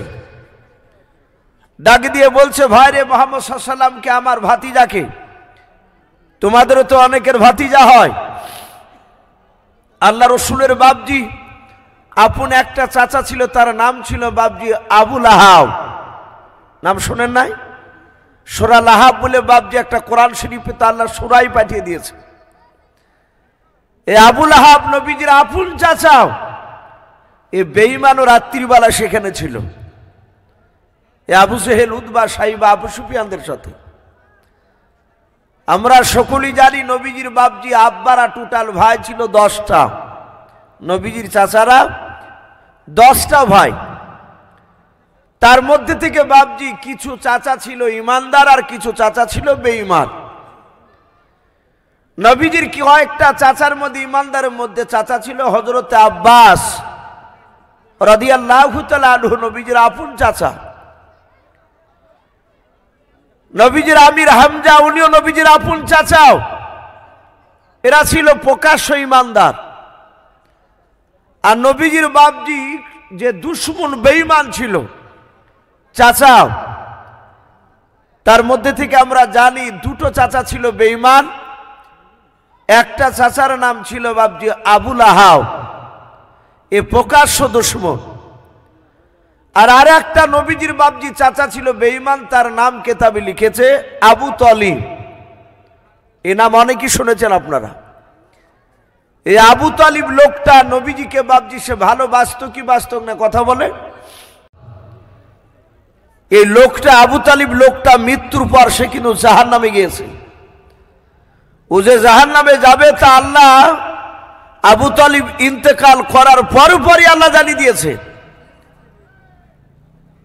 আমার বিশ্ব নবীর চাচা যখন আবু তালিব যখন ইন্তেকাল করলো, মৃত্যুবরণ করলো, নবী বলেছিলেন চাচা একটিবার কলেমা পড়ে, আমি কিয়ামতের ময়দানে কোটি কোটি মানুষের সমাগম যেদিন হবে সেই দিন আমি আল্লাহকে একটু বলতে পারবো, আল্লাহ আমার চাচা একবার কলেমা পড়েছিল, তুমি ওকে মাফ করে দিয়ে জান্নাতে দাও। আবু তালিব আঙুল দিয়ে দেখাচ্ছিল, ভাতিজা ওই দেখ আবু জেহেলের লোক বসে আছে। আর আবু জেহেল আবু তালিব মৃত্যুর 15 দিন আগ থেকে রাত দিন 24 ঘন্টা দুটো করে বেঈমানকে বসে রাখতো আবু তালিবের পাশে, যেন কোনো সময় যেন মুহাম্মদ সাল্লাল্লাহু আলাইহি ওয়াসাল্লামের কলেমা না পড়ে। রসুল যখনই চাপ দিয়ে বলতেন চাচা কলেমা পড়ুন, চাচা আপনার আমি ভাতিজা, আপনি আবার চাচা একবার পড়ে। আর অমনি বলতেন ভাতিজা ওই দেখ আবু জেহেলের লোক, এই সময় যদি আমি কলেমা পড়ে যদি মারা যায়, লোকেরা বলবে যে আবু তালিব তার বাপ দাদার ধর্মকে অপমান করেছে। সে মৃত্যুর ভয় মনে হয় তার ভাতিজার কলেমাটাকে পড়ে নিয়েছে। এটা একটা মান সম্মানের ব্যাপার। ভাতিজা আমি মৃত্যুবরণ করবো তাও ভালো, বাপরে আমি তোর কলেমা পড়বো না, কিন্তু আমি তোকে তো ভালোবাসি। যখনই মারা গেল রাসূল এত কাঁদলে, রব্বুল আলামিন জিবরিলের মারফতে বললেন ইন্নাকা লা তাহদি মান আহাবাবতা। এই আয়াতটা নাজিল হলো। আল্লাহ রসুলকে বললেন জিবরিল আলাইহিস সালাম, হে রসুল আপনি হেদায়েতের মালিক নন, আপনি পথ প্রদর্শক, আপনি দেখান কোনটা জাহান্নামের রাস্তা কোনটা জান্নাতের রাস্তা, কাকে কোন দিকে নিয়ে যাবে সেটা আল্লাহর ব্যাপার। মা ইয়াহদিহিল্লাহু ফালা মুদিল্লা লাহু ওয়া মা ইউদলিলহু ফালা হাদিয়া লাহু। আল্লাহ বলেছেন আমি যাকে হেদায়েত বানাবো পৃথিবীর কোনো বেটা নাই তাকে বাপজি গুমরা বানাতে, আর আমি যাকে গুমরা বানাবো পৃথিবীর মানুষ কেউ নাই তাকে বাপজি হেদায়েত বানাতে পারবে। আমরা জানি রাসূলুল্লাহ আবু জেহেল আর উমারের জন্য দোয়া করেছিলেন। আবু জেহেল ঈমান আনলো না, উমার ঈমান আনলেন। আল্লাহ বলছেন হে রাসূল আপনি কাঁদবেন না, আপনার চাচাকে আপনি যথেষ্ট তাকে বুঝিয়েছেন যে এটা ভালো রাস্তা এটা খারাপের রাস্তা, আপনার চাচা ভালোটাকে গ্রহণ করেনি, ও মৃত্যুর পর জাহান্নামে চলে গিয়েছে। সম্মানিত ভাইরা আমার, বাবা জীবনেরাও, আমার বলার উদ্দেশ্য এই নবীজির চাচা আবু তালিব আর আবু লাহাব প্রকাশ্য নবীর দুশমন ছিল। নবীকে মার ধর প্রকাশ্য বাপজি আবু লাহাব বলতো। আর আমার বিশ্ব নবীর আপন চাচা আর একটা আবু তালিব এ রসুলের প্রকাশ্য দুশমনি করেনি, বরঞ্চ নবীকে ভালোবেসেছিল। কেমন ভালোবেসেছিল কেতাবে লিখেছে, সিরাতে হালবিয়া বলে একটি কেতাব রাসূলুল্লাহর জীবনী উলামে দেওবন্দের লেখা, তাতে এসেছে নবীজির চাচা আবু তালিব নবীকে কেমন ভালোবাসতো। নবীর পবিত্র জবানে বলেছেন আমার আবু বকর বাদ দিয়ে পৃথিবীতে সব উম্মাতের ভালোবাসা যদি এক পালে রাখা হয়, আমার চাচা আবু তালিবের মতো ভালোবাসা এরকম দিতে পারবে না আমাকে। বাপজি কেমন ভালোবাসতো কেতাবে লিখেছে রাসূলুল্লাহর কলেমার দাওয়াত দেওয়ার ব্যাপারে নবীজি 1 2 3 4 করে বাপজি 14 দিন হয়েছে কলেমার দাওয়াত দেওয়া, 14 দিন চলছে রানিং, একেবারে শুরু জামানায়। সমস্ত জায়গায় বাপজি তারা আল্লাহ রসুলকে চিনে নাও, নবীর বিরোধী বলে কথা বলে বেড়ায়। আমার বিশ্ব নবী বাপজি মক্কা নগরে আর 10টা লোকের সামনে দিনের দাওয়াত দিছিলেন। সবাই তারা গরিব মানুষ ছিল, খুব হাই ফ্যামিলি ঘরের ছেলে মানুষ ছিল না তারা। আমার বিশ্ব নবীর কথাগুলো তারা মন দিয়ে শুনছিল। আর আবু সেহেল, উদবা, সাইবা, আবু সুফিয়ান, এই 5টা মুরল বাপজি নেতা, কুখ্যাত বেঈমান, এরা সোজা গিয়ে আমার বিশ্ব নবীর কাছে গিয়ে বাপজি রসুলের গলাতে ধাক্কা দিয়ে রসুলকে ফেলে দিল। নবীজি হুড়বুড় করে পড়ে গেলেন। আরবে তো বাপজি একই তো পাহাড়ি এলাকা, আমার বিশ্ব নবীর পাথরে বাপজি মাথাটা পড়ে গিয়ে এত জোরে ধাক্কা দিয়েছে, নবী ঝুল সামলাতে পারলেন না, কপালটা ফেটে বাপজি একটু ফুলে রক্ত বেড়ে গেল। আমার রসুল কেঁদে বললেন, চাচা আমি তো আপনার কাছে কোনো অন্যায় করিনি, এদেরকে আমি জান্নাতের রাস্তা দেখাচ্ছিলাম, আর আপনি এসে আমার গলায় ধাক্কা দিয়ে আপনি ফেলে দিলেন। আবু জেহেল চিৎকার করে চোখগুলোকে মোটা মোটা করে বলল, এই ভাতিজা, আজ তোকে সাবধান করে দিচ্ছি, এর আগেও বলেছি, আজ লাস্ট, তোকে সাবধান করে দিচ্ছে, আগামী কাল থেকে যদি আমাদের বাপ দাদার ধর্মের বিরুদ্ধে কথা বলিস, এই কলমার দাওয়াত দেওয়া যদি বন্ধ না করিস, তাহলে আমরা তোকে মারতে বাধ্য হব, আর এর চেয়ে বেশি মারব। আল্লাহ রসুলকে আবার গলায় ধাক্কা দিয়ে আবার বের করে দিল। নবী চলে গেলে তখন ওমর ফারুক রাদিয়াল্লাহু তাআলা আনহু ঈমান আনেনি। তো আবু জেহেলের দলেরই লোক। আমার বিশ্ব নবী কালতে কালতে চলে গেলেন। আর ওই সময়তেই রাসূলুল্লাহর এই আপন চাচা আবু তালিব লোকটা, ও যাচ্ছিল মক্কা নগরে। উদবা, সাইবা, আবু সুফিয়ান আর আবু জেহেলকে দেখে আবু তালিব বলল, ভাই আবু জেহেল, কি ব্যাপার? সব মোড়লগুলোকে এখানে দেখতে পাওয়া যাচ্ছে। ডাক দিয়ে বলল যে আমরা একটা কাজে এসেছিলাম। আবু তালিবকে বলল, ভাই আবু তালিব, তোমার সম্মানের দিকে তাকিয়ে তোমার ভাতিজার গায়ে আমরা বেশি করে হাত তুলি নাই। বলে, কি হয়েছে আমার ভাতিজার? বলে, তুমি জানো না? আবু তালিব বলল, তা তো জানি, আজ 14 দিন থেকে আমার ভাতিজা কলমার দাওয়াত দিছে।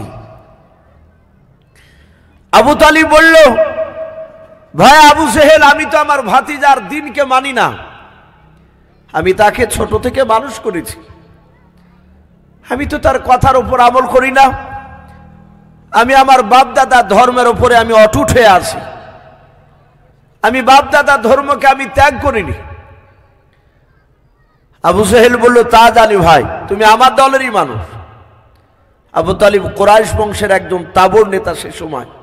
যেমন আবু জেহেল এক গোত্রের নেতা ছিল, আবু সুফিয়ান আর এক গোত্রের নেতা, উদবা, সাইবা, ওরা যে বাপজি এক একটা গোত্রের নেতা।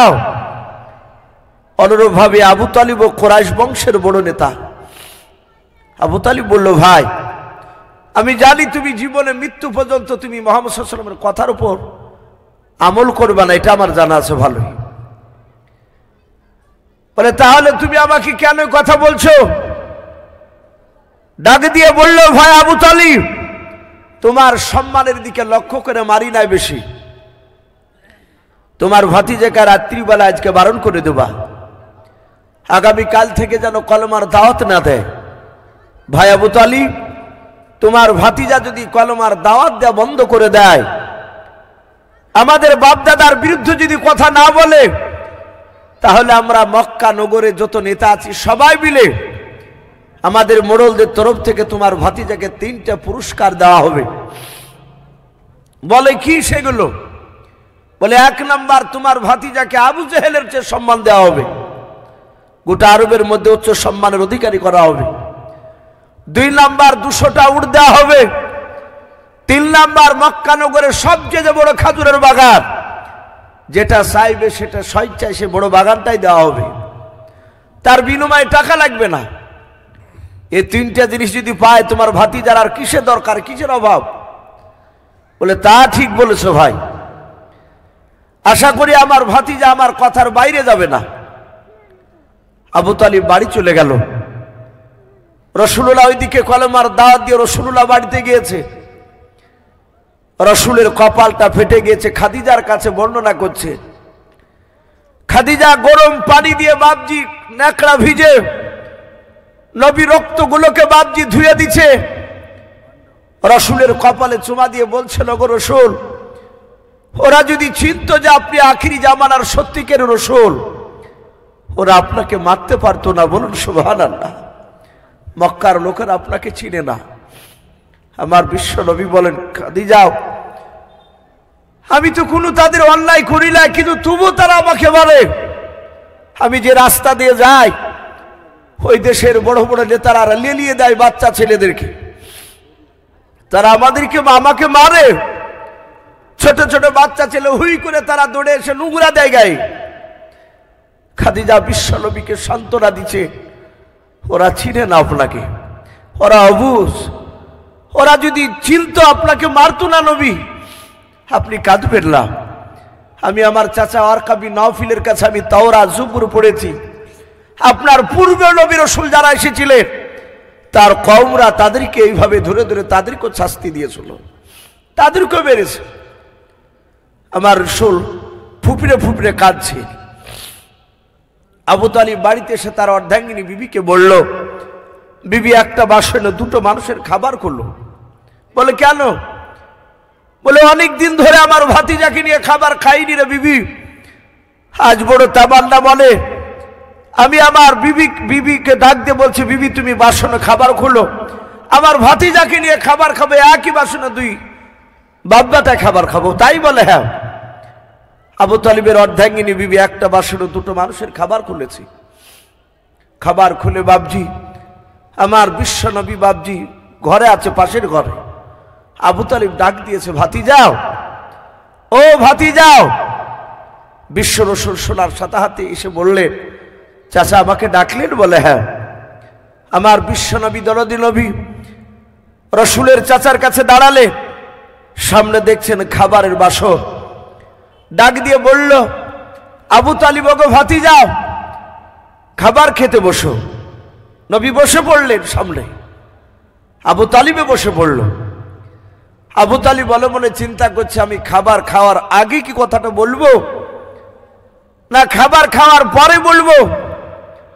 একজন বেঈমান আবু তালিব সে চিন্তা করলো না, খাবার খাওয়ার আগে কথাটা বলা যাবে না। যদি বলি আমার ভাতিজা যদি একটু আঘাত পেয়ে যায়, হয়তো দুঃখ করে হয় তার খাবার খাবে না। ভাতিজা যদি খাবার না খায়, আমি যে তার চাচা, সারা রাত বিছানায় ঘুমাতে পারবো না। বলুন সুবহানাল্লাহ। আবু তালিব চিন্তা করলো খাবার খাওয়ার পরে বলবো। এখান থেকে বাবজি আমাদের শিক্ষা নেওয়া দরকার। আমরা এখানে অনেক বাবজি ছেলের বাবা বসে আছে, আমাদের সন্তানরা অনেক সময় ভুল করে ফেলে। এ তো ছোট ছেলে, 10 বছর 12 বছর 15 বছরের সন্তান। ছেলে কোনো কাজ ভুল করলে আমরা তাকে গলায় ধাক্কা দিয়ে, বাবজি অনেক গার্জেন আছে বাপ, তার সন্তানকে বাড়ি থেকে বের করে দেয়, বলে আর বাড়িতে ঢুকবি না, খেতে পাবি না। বাচ্চার মাকে বলে, তোমায় যদি আমার বেটাকে খেতে দাও তাহলে তোমার ভাগ্যে কষ্ট আছে। কিন্তু মা সহ্য করতে পারে না। বাপ খেয়ে হয়তো পাড়ার দিকে গিয়েছে, রাত্রি হয়েছে, মা ঘুমাতে বাপজি পারে নাই, সন্তান বাইরে বাপে তার স্বামী বের করে দিয়েছে। সন্তানকে লুক করে ডেকে নিয়ে সে বাপজি রান্নাঘরে নিয়ে গিয়ে লুক করে খাবার খেতে দেয়। খাবার হয়তো ছেলে বাপজি খেতে বসেছে, 2-3 বার লুকমা দেওয়া হয়েছে, আর অমনি বাপ ঢুকে গিয়েছে। বাপ ঢুকে দেখেছে যে ছেলেকে বের করে দিচ্ছে তার পাতে খাবার, আবার চিৎকার করে বলে, কে খাবার কে দিল? ছেলেতে বাপের মুখের দিকে তাকায়, বাপে বাপজি অনেক অবুঝ বাপ, খাবারের বাসনটা কেড়ে নেয়, খেতে দেয় না। ছেলে কাঁদতে কাঁদতে বেরিয়ে যায়। সকালবেলায় শোনা যায় ছেলেটা হয় গাছ থেকে বাপজি গলাতে দড়ি দিয়ে ঝুলে মারা গিয়েছে, নালে বিষ খেয়ে বাপজি বাচ্চাটা মারা গিয়েছে। এরকম ঘটনা ঘটে বলুন? অনেক ঘটে। এই জন্য বাপজি সন্তানকে খেতে বসলে ওই সময় আঘাতজনক কথা বলবেন না, খাবার খেয়ে নে। একজন বেঈমান আবু তালিব সে চিন্তা করলো ভাতিজাকে আগে বলা যাবে না, খাবারটা খেয়ে নিবে তারপরে বলবো।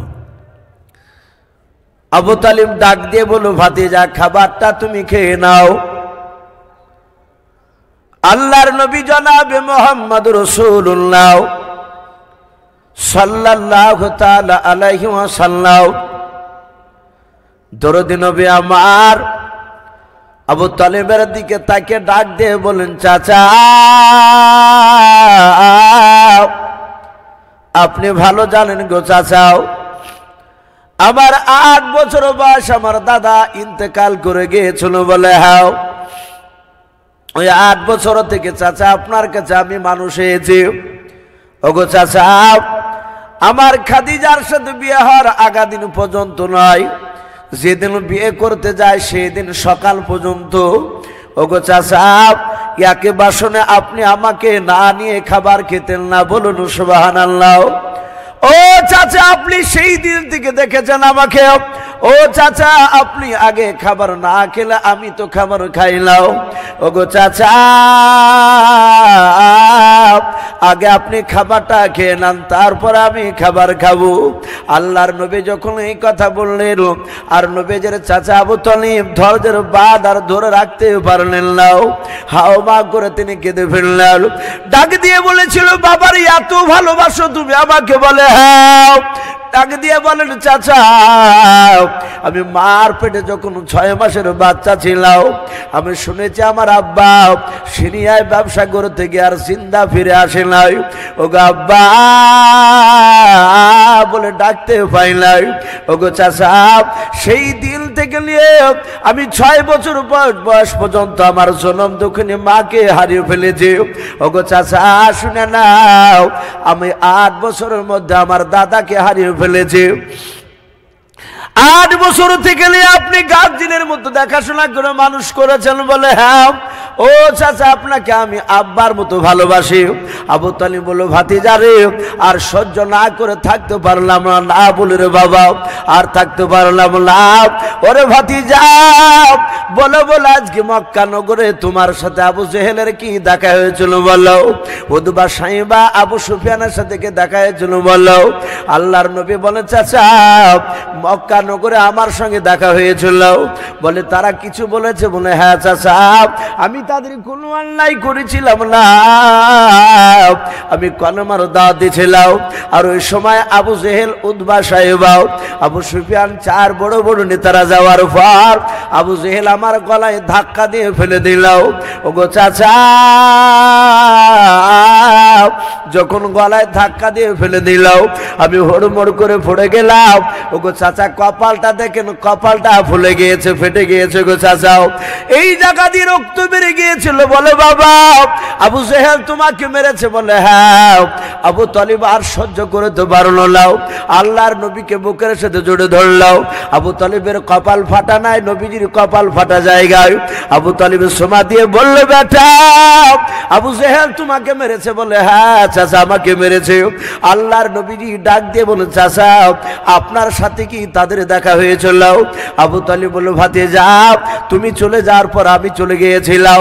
আমাকে ডেকে আবু জেহেলরা তারা বারবার করে তারা গরম করে বলল, ওগো আমার ভাই আবু তালিব, তোমার ভাতিজাকে তুমি বারণ করবা, আগামী কাল থেকে যেন কলমার দাওয়াত না দেয়।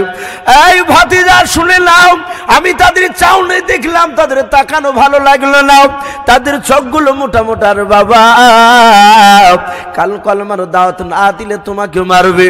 ওগো বাবা, তোমার আমি হাত দুখানা জুড়ে ধরি বাবা, তোমার পা দুখানা জুড়ে ধরি বাবা, আগামী কাল থেকে যেন কলমার দাওয়াত দেবা নাও। আল্লাহর নবীজি বলেন, চাচা আর কি বলেছে বলুন?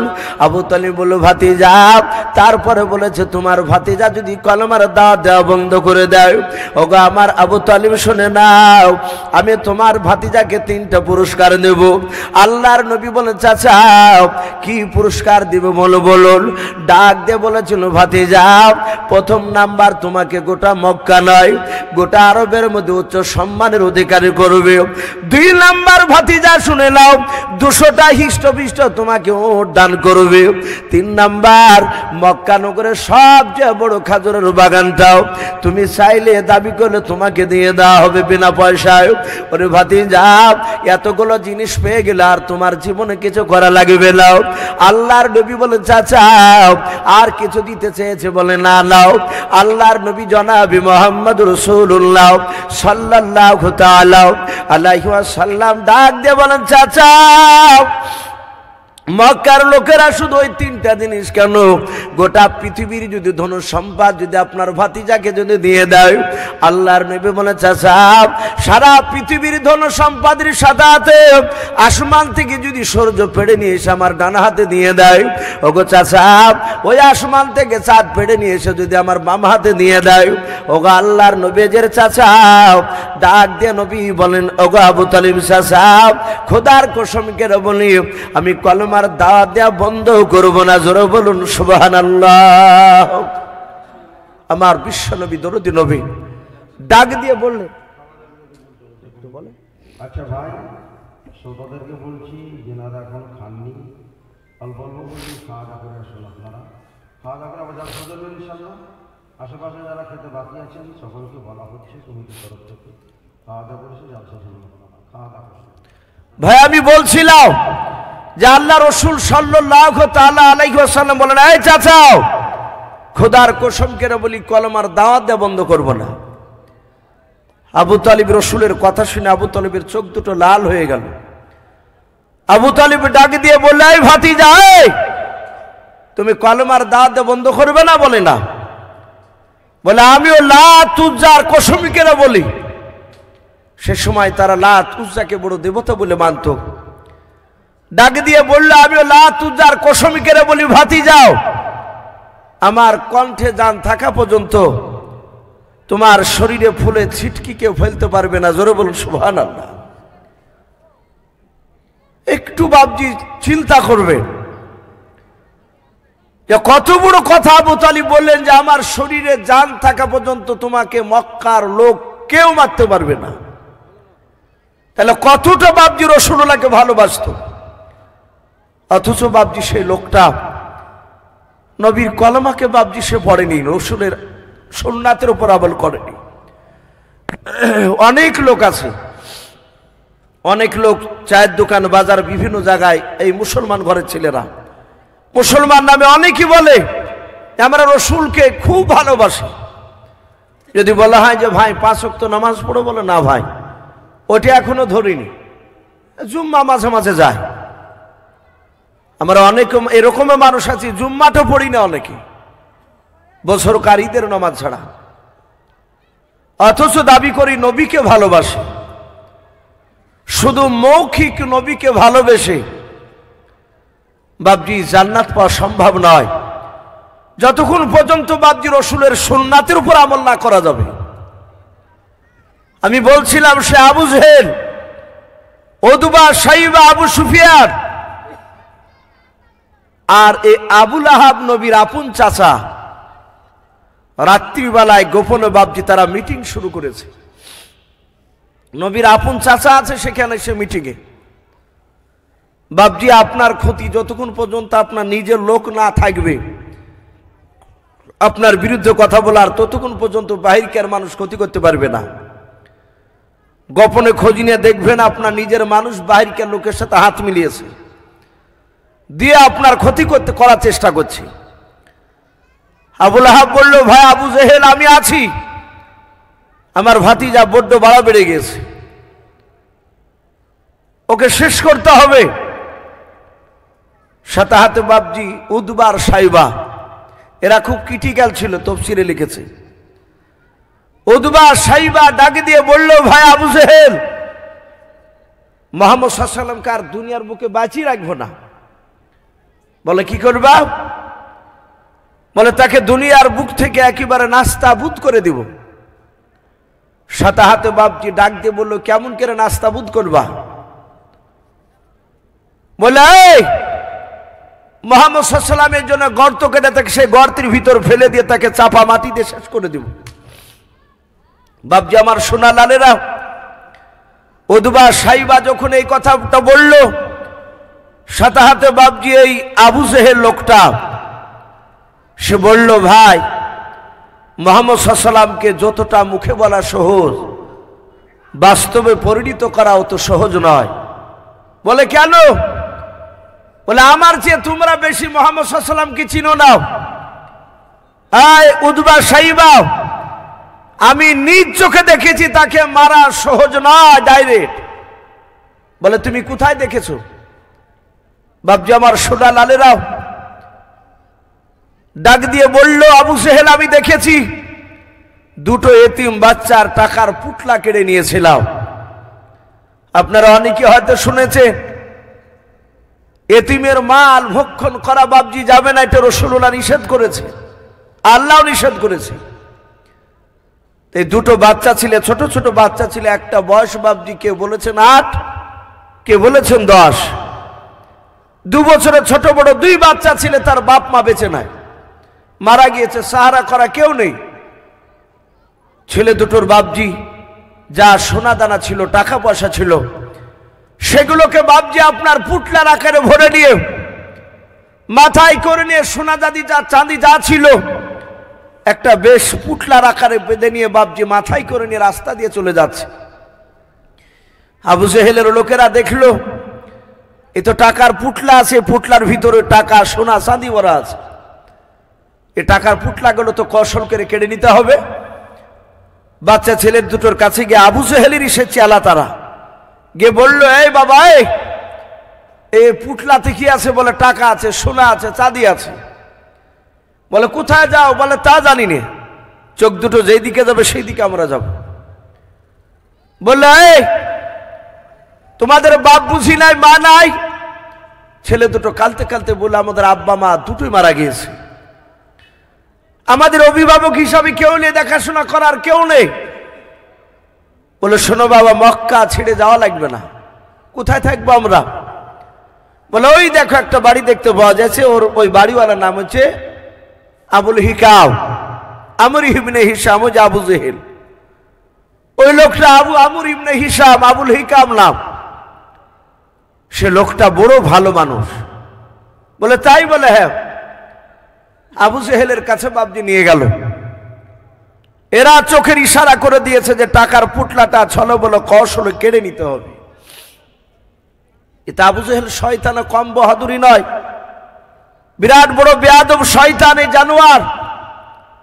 মিষ্টি ভাষা দিয়ে বলল, বাবা তোমাদের আব্বা নাই, মা নাই? বলে না। বলে চিন্তা করো না, তোমার আব্বা মার মতো আমি ভালোবাসবো, আমার স্ত্রী তোমাকে মায়ের মতো দেখবে, তোমাদেরকে আমি তোমাকে তোমাদের 2 ভাইকে আব্বার মতো ভালোবাসবো। বাবা এই পুটলা কি আছে? বলে টাকা সোনা চাঁদি যা ছিল আমরা সব নিয়ে এসেছি পুটলায়। বলে তাই? বলে হ্যাঁ। ডাক দিয়ে বলল, বাবা পুটলাটা আমাদেরকে দাও, আমাকে দাও, আমার কাছে রাখবে, আমানত স্বরূপ, তোমরা খাবে পড়বে থাকবে আমার বাড়িতে, এর বিনিময়ে একটা টাকাও নিব না। যেদিন স্বইচ্ছায় চলে যাবা সেদিন তোমাদেরকে টাকার পুটলাটা আমি ফেরত দিয়ে দেব। আবু জেহেলকে বলল, চাচা আপনি তো খুব ভালো মানুষ। বলে হ্যাঁ বাবা আমি খুব ভালোবাসি, জানা না যে কেমন ভালো, আর কিছুদিন পর টের পাবে। আবু জেহেল তাদেরকে থাকতে দিল, টাকার পুটলাটা নিয়ে গিয়ে বাপজি তার টাকার জায়গাতে রেখে দিল। 1 দিন 2 দিন 3 দিন, তফসিরে লিখেছে 4 দিন খাবার খেতে দিয়েছে সকালবেলায়, 4 দিন কের দিন। বাচ্চা 2 ভাই 2-3 বার মুখে দিয়েছে খাবার। আবু জেহেল ঘর থেকে বাপজি তলোয়ার হাতে করে নিয়ে বেরিয়ে চলে আসলো। বাচ্চা ছেলে দুটোর কাছ থেকে খাবারের বাসনটা কেড়ে নিল 2 ভাইয়ের কাছ থেকে। বাচ্চা ছেলে দুটো ডাক দিয়ে বলেছিল, চাচা আপনি টাকার পোটলা কেন কেড়ে, আপনি খাবারের বাসন কেন কেড়ে নিয়েছেন বলেন? আবু জেহেল চিৎকার করে বললে, এখন বেরিয়ে যাও, যদি না বেরিয়ে যাস তাহলে তলোয়ার দিয়ে তোদের দুই ভাইকে জবাই করে দেব। বাচ্চা ছেলে দুটো বলেছিল, চাচা এইরকম তো আপনার কোনো কথা ছিল না। ওগো চাচা, যদি আমাদেরকে বের করে দেন, আমাদের টাকার পোটলাটা আপনি ফেরত দিয়ে দেন। আবু জেহেল বলল, টাকার কথা জবান দিয়ে যদি আর দ্বিতীয়বার যদি বের করিস রে বাবা, তোদেরকে জিন্দা বেঁচে রাখবো না। দুই বাচ্চা ছিল বাবা, তারা দুই ভাই কাঁদতে কাঁদতে ঘর থেকে বাচ্চা আবু জেহেল বের করে দিল, তারা বেরিয়ে চলে গেল। রাস্তা দিয়ে কাঁদে আর আবু জেহেলের বাড়ির দিকে ঘুরে ঘুরে তাকায়, টাকার পোটলা দেয় নাই। ওদের যা টাকা পয়সা ছিল পোটলাতেই ভরা ছিল, আর তাদের কাছে টাকা নাই। আবু জেহেলের লোকেরা তারা তাকে দেখলো, বেশ উপযুক্ত বিচার হয়েছে।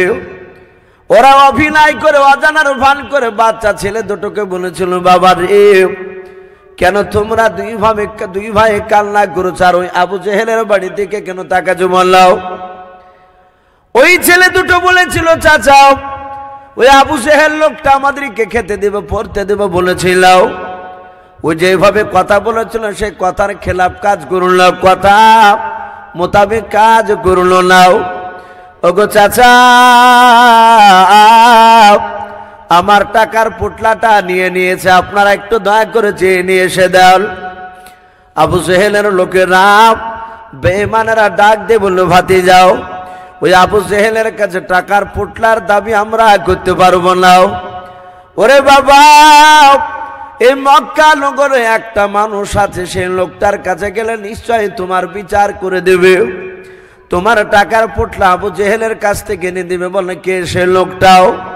বলে, সেই লোকটার নাম মুহাম্মদ রাসূলুল্লাহ সাল্লাল্লাহু তাআলা আলাইহি ওয়াসাল্লাম। ভাইরা আমার, বাবা জীবনেরা, নবীজের বাড়ি থেকে আবু জেহেলের বাড়িটা খুব একটা বেশি দূরে ছিল না। আমরা হাদিসে পড়েছি, এ দেখেন হাজির সাহেব বসে আছে, তারা নিজ চোখে দেখে এসেছে। ডাক দিয়া বলল, একটু ব্যাকে গিয়ে দেখ ভাই, সামনের দিকে ওই মুহাম্মদ সাল্লাল্লাহু আলাইহি ওয়াসাল্লামের বাড়ি। ওই লোকটার কাছে গিয়ে তোমার টাকার পোটলার কথা বললে মুহাম্মদ সাল্লাল্লাহু আলাইহি ওয়াসাল্লাম আর থাকতে পারবে না। সে দৌড়ে গিয়ে আবু জেহেলের বাড়ি থেকে টাকার পোটলার বিচার তোমাকে পেয়ে দেবে। মক্কার লোকেরা জানতো মুহাম্মদ সাল্লাল্লাহু আলাইহি ওয়াসাল্লাম একমাত্র বাপ, যে আল্লাহকে ছাড়া পৃথিবীর নবীরা কাউকে ভয় পায় না। বলুন সুবহানাল্লাহ।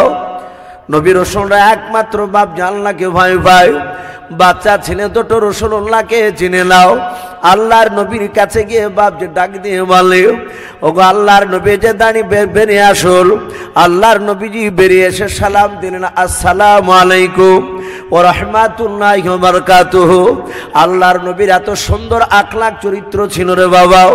নবী আমার রাস্তা দিয়ে একটা বাচ্চা ছেলেকে দেখলো, নবী আগে সালাম দিতেন। বলুন সুবহানাল্লাহ। আচ্ছা, আমাদের এরকম রেওয়াজ, আমরা সালাম দেওয়া দিতে গিয়ে এবার তাকাতাকি করি। ও ভাবে যে আমি ওকে আগে দিব কেন, ওই আমাকে আগে দেখ। ও ভাবে যে আমি টাটকা মওলানা পাশ করে এসেছি, আমি কেন দিব, আমার দাম না নাকি, ওই দেখ। এই দেখ তাকাতাকি করতে গিয়ে বাপজি কেউ কাউকে সালাম দেয় না, পার হয়ে চলে যায়।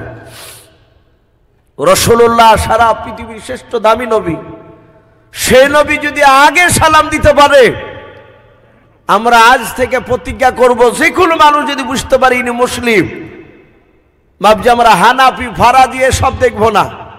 কে নাভির নিচে হাত বাঁধলো, কে নাভির ওপরে হাত বাঁধলো, এদিকে যাবো না। আমরা শুধু দেখবো যে উনি কলেমা পড়া ভাই কিনা আমার মুসলমান। বুঝতে পারলি আমরা তাকে আগে সালাম দেওয়ার চেষ্টা করব। বলুন ইনশাআল্লাহ। ভাবছি আমার সোনা লালেরা, আল্লাহর নবী জনাবে মুহাম্মদ রাসূলুল্লাহ সাল্লাল্লাহু আলাইহি ওয়াসাল্লাম বেরিয়ে এসে বললে, বাবা কি ব্যাপার? বলে, আপনি নবী? বলে, হ্যাঁ। আপনার আব্বার নাম কি? নবীজি বলেন, আমার আব্বার নাম আব্দুল্লাহ। মক্কার ছোট ছেলেরাও, মদিনার ছোট ছোট ছেলেরাও রসুলকে কথা বলতে ভয় পেতেন না। বলুন সুবহানাল্লাহ। নবীর এত সুন্দর ব্যবহার ছিল। আমার বিশ্বনবী ডাক দিয়ে বলেন, বাবা কাঁদছো কেন? বলে, চাচা ও আল্লাহর রাসূল, আমাদের টাকার পুটলা ওই আবু জেহেল লোকটা নিয়ে নিয়েছে। নবী বলেন, তোমাদের টাকার পুটলা নিয়ে নিয়েছে? বলে, হ্যাঁ। বলে, দেয়নি? বলে, না। ওগো নবী, সেই লোকটা আমাদেরকে দেয়নি, যেভাবে জবান দিয়ে কথা দিয়েছিল তার উল্টো কাজ করেছে। ডাক দিয়ে বলল, ভাতিজা, ওরে বাবা, তোমরা দুই ভাইকে আবু জেহেলের সামনে দাবি করতে পারবা?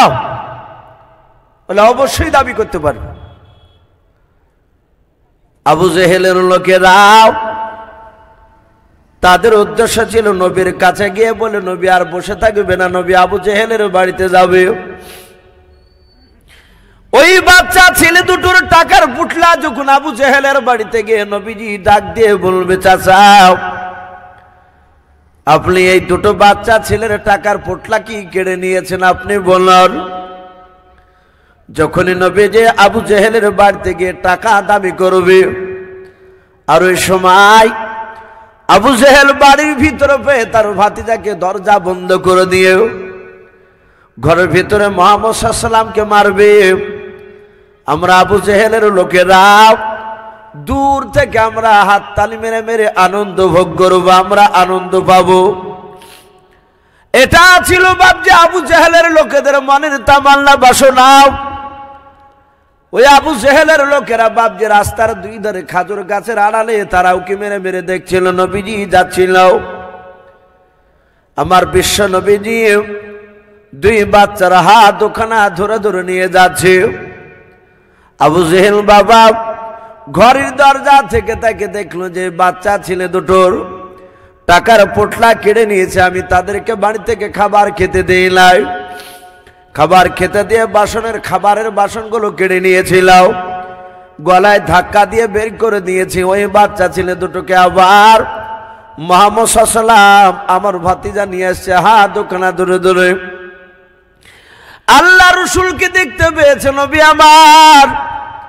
25 থেকে 30 হাত দূরে থাকতে আবু জেহেল চিৎকার করে বলেছিল, ওরে ভাতিজা খবরদার, ওখান থেকে আর সামনে আসবা না। আল্লাহ রসুল দুই বাচ্চা ছিলেন হাত দুখানা ধরে বলেছিলেন, চাচা কেন আগে যাব না? বলে, বাবা ওখানে দাঁড়ারে বাবা। বলে, চাচা আমি এখান থেকে আর আপনার কাছে যাব না। বলে, নাও। বলে, কেন? বলে, ভাতিজা তোকে বারণ করেছে, তুমি ওখানে তুমি দাঁড়িয়ে যাও। নবী বলেন, চাচা দাঁড়ালাম, আর এগোবো না, সামনের দিকে যাব নাও। কিন্তু কথা বলুন, এই বাচ্চা ছেলে দুটোর টাকার পোটলা কি আপনি কেড়ে নিয়েছেন? আপনার বাড়িতে আছে কি? একটু একটু দয়া করে বলুন। আবু জেহেল বলল, ভাতিজা বাচ্চা ছেলের টাকার পোটলা আমার ঘরে ভরা আছে। বলে, আপনি দেন নাই? বলে, না দিই নাই। বলে, আপনাকে হুকুম করেছে টাকার পোটলা বাচ্চা ছেলের দুটো হলে আপনি ফিরে নিয়ে এসে দিয়ে দেন এখনই। বলে, ভাতিজা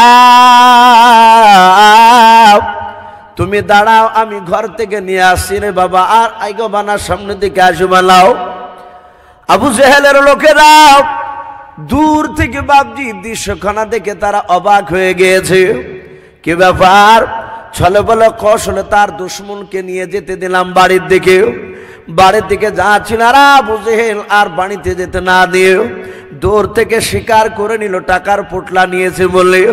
মুহাম্মদ সাল্লাল্লাহু আলাইহি ওয়াসাল্লাম চাইলো আর ফিরে দিচ্ছে টাকার পোটলাটাও। আল্লাহর নবীর কাছে এসে টাকার পোটলা আবু জেহেল সামনে দিয়ে দিল। নবী ডাক দিয়ে বলেন, বাবা দেখো টাকার পোটলাতে সঠিক টাকা আছে কিনাও।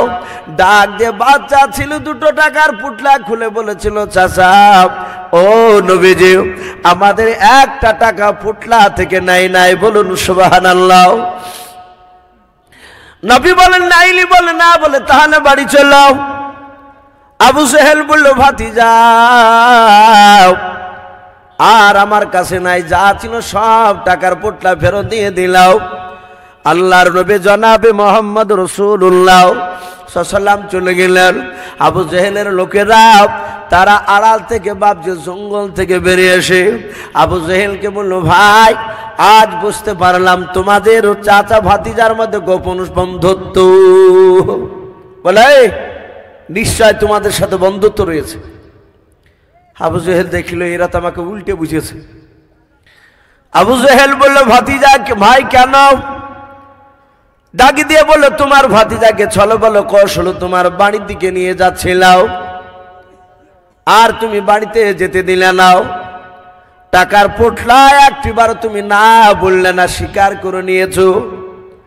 আবু জেহেল বলল এই বন্ধুরা শুনে নাও, আমার ভাতিজাকে আমার চেয়ে তোমরা বেশি চিনো না? বলে না চিনি নাও। বলে কেমন করে বেশি চিনো? বলে বন্ধুরা শুনে নাও, ওই ভাতিজা বড় জাদুঘর, তোমাদেরকে জাদু করে নাই, আমাকে জাদু করেছিল। বলে কেমন করে? বলে ভাই ওই মোহাম্মদ সাল্লাল্লাহু আলাইহি ওয়াসাল্লাম আমার ভাতিজা যখন বাচ্চা ছেলে দুটো নিয়ে আমার বাড়ির দিকে আসতেছিল, ওই সময় আমি তার দিকে তাকে দেখলাম, তার দুই দিক থেকে এক নয় দুই নয় 60 থেকে 70 খানা তলোয়ার। মনে হচ্ছিল তার দুই দিক থেকে ছুটে এসে আমার বুকে এসে গেঁথে যাবে। ওরে আমার বন্ধুরা, আমি মুহাম্মদ সাল্লাল্লাহু আলাইহি ওয়াসাল্লামের কথা একটিবার অস্বীকার করলে 60 থেকে 70 খানা তলোয়ার সব বুকে এসে গেঁথে যেত। ওরে বন্ধুরা, আমি তার একটা কথা স্বীকার করেছি, শুধু তার তলোয়ারের ভয়ে। শুনে না, ওই তলোয়ারের ভয়ে স্বীকার করেছে, তলোয়ার না থাকলে আমি মৃত্যুর আগ পর্যন্ত পোটলার কথা আমি স্বীকার করতাম না। তলোয়ার দেখেছো? বলে না। বলো বড় জাদুঘর, আমাকে জাদু করেছে, তোমাদেরকে করেনি। শয়তানরা সব বুঝে নিল কথাটাই, যেহেতু অন্ধবিশ্বাসী ওরা। বাপজি আমার সোনা লালেরা, আল্লাহর নবী জনাবে মুহাম্মদ রাসূলুল্লাহ সাল্লাল্লাহু তাআলা আলাইহি ওয়াসাল্লাম নবীর এরকম বেশ কিছু ঘটনা আবু জেহেল দেখেছিল। তা আবু জেহেল বলেছিল ওদবা সাইবাকে নবীকে ডাইরেক্ট মারতে পারা যাবে না। উদবা সাইবা বলল তা নাহি মারলাম, ওকে ডাইরেক্ট মারতে পারা যাবে না। বলে কি করা যায়? বলে আগামীকাল সকালবেলা মিটিং ডাকেন। তাফসীরে মারিফুল কোরআনে এসেছে সকালবেলা বেঈমান আবু জেহেল বাপজি তার দলের লোককে ডাকলো। এক নয় দুই নয় 12,000 বেঈমান বাপজি সব মুশরিকের বাচ্চারা সব একত্রিত হলো। সেই সভার প্রধান বক্তা ছিল বেঈমান আবু জেহেল। আবু জেহেল ডাকে দিয়ে বলল, এই মক্কা নগরে কেউ কে আছো মুহাম্মদ সাল্লাল্লাহু আলাইহি ওয়াসাল্লামকে হেনস্থ করার মতো? কেউ? সম্মানিত ভাইরা আমার, বাবা জীবনেরা, আমার বিশ্ব নবী দরদি নবী জনাবে মুহাম্মদ রাসূলুল্লাহ বলুন সাল্লাল্লাহু তাআলা আলাইহি ওয়াসাল্লাম নবীজিকে বাপজি হেনস্থ করার অনেক মানুষ চেষ্টা করেছিল, পারেনি। বলছিলাম আল্লাহর নবী জনাবে মুহাম্মদ রাসূলুল্লাহ বলুন সাল্লাল্লাহু তাআলা আলাইহি ওয়াসাল্লাম আমার বিশ্ব নবীকে বাপজি মারার জন্য আবু জেহেল 12,000 লোককে ডেকেছিল। ডাকে দিয়ে বলল, কেউ আছো মুহাম্মদ সাল্লাল্লাহু আলাইহি ওয়াসাল্লামকে মারতে পারবা? বাপজি ওখানে অনেক লোক ছিল, কেউ বাপজি আপনার হাত তুলতে পারে নাই। তাফসীরে মারিফুল কোরআনে এসেছে, আমরা জানি হযরত আমিরুল মুমিনিন উমর ইবনুল খাত্তাব রাদিয়াল্লাহু তাআলা আনহু, এই খাত্তাবের বেটা উমর, উনি হাত উঁচু করে এভাবে বলেছিল, আবু জেহেল ওকে হুজুর টুজুর বলতো না উমর, মানে উমর তো জানে যে ওর চেয়ে শক্তিশালী আমি। তাই বললে, আবু জেহেল আমি মুহাম্মদ সাল্লাল্লাহু আলাইহি ওয়াসাল্লামকে আমি মারতে পারবো, কিন্তু একটা কথা দাও। কথা বলো। আমি যতটা শুনেছি দেখেছি মক্কার ছোট বড় প্রতিটা মানুষ সবাই আব্দুল্লাহর ছেলে মুহাম্মদ সাল্লাল্লাহু আলাইহি ওয়াসাল্লামকে ভালো বলে, বলুন আলহামদুলিল্লাহ। এটা ওমর প্রশ্ন করেছিল। আর শুধু তুমি বলো ওকে মারো মারো, ব্যাপারটা কি? ওমারকে বলল, ওমার তুমি মুহাম্মদ সাল্লাল্লাহু আলাইহি ওয়াসাল্লামের নতুন কথাগুলো শোনোনি? হাদিসে এসেছে বাবজি, আমার রসুলের উপর কোরআন নাজিল হওয়ার পরে কাফেররা দেখেছিল কোরআন এমন একটা জাদুকৃত কিতাব, কোরআন এমন একটা আকর্ষণ, মানুষ একটু মন দিয়ে শুনলি মক্কা নগরে সেই সময় তারা নবীর না হয়ে থাকতে পারত না। বলুন আলহামদুলিল্লাহ, তারা নবীওয়ালা হয়ে যেত। তাই আবু জেহেল, উতবা, সাইবারা যুক্তি করে, মিটিং করে তারা বলেছিল, লা তাসমাউ লিহাযাল কোরআন ইলা আখিরিল আয়াত। তারা বলেছিল, খবরদার মুহাম্মদ সাল্লাল্লাহু আলাইহি ওয়াসাল্লামের কোরআনকে শোনো না। এভাবে আঙ্গুল দিয়ে তারা চলে যেত। এখনো একদল আছে পৃথিবীতে বাবজি, মুসলমান, তাবলিগ জামাতকে সবাই ভালোবাসে না। আমি জানি না আপনাদের এলাকায় ওই দল আছে কিনা, আমার মনে হয় এখন আর নেই। এসব আপনাদের এই শাহাদাতপুর মাদ্রাসার এই যে হুজুর বসে আছেন, প্রাক্তন মাওলানা, আপনাদের এলাকার খুব দামি, ওনাদের মেহনতে বাবজি অনেক শিরিক বেদাত আপনাদের এখান থেকে একদম দূর হয়ে গেছে। যেটা বাবজি পাথর সাপড়িতে যায়, যারা ওই সব লোকগুলো আমাদের এলাকায় আছে, তারা তাবলিগের বাবজি মসজিদে তাবলিগ যেতে দেয় না। আমাদের এলাকায় অনেক মসজিদে যেতে দেয় না। ওরা বলে যে তাবলিগের কথা শুনো না, এরা পাকা নবীর দুশমন। আমরা দেখেছি ভাই, আমি একটা আমাদের এলাকায় জালসা বাবজি আমাকে দাওয়াত করেছে, 3টে শিক্ষিত ছেলেতে। জালসার 2 দিন আগে ফোন করে বলছে, হুজুর মাফ করবে। কেন?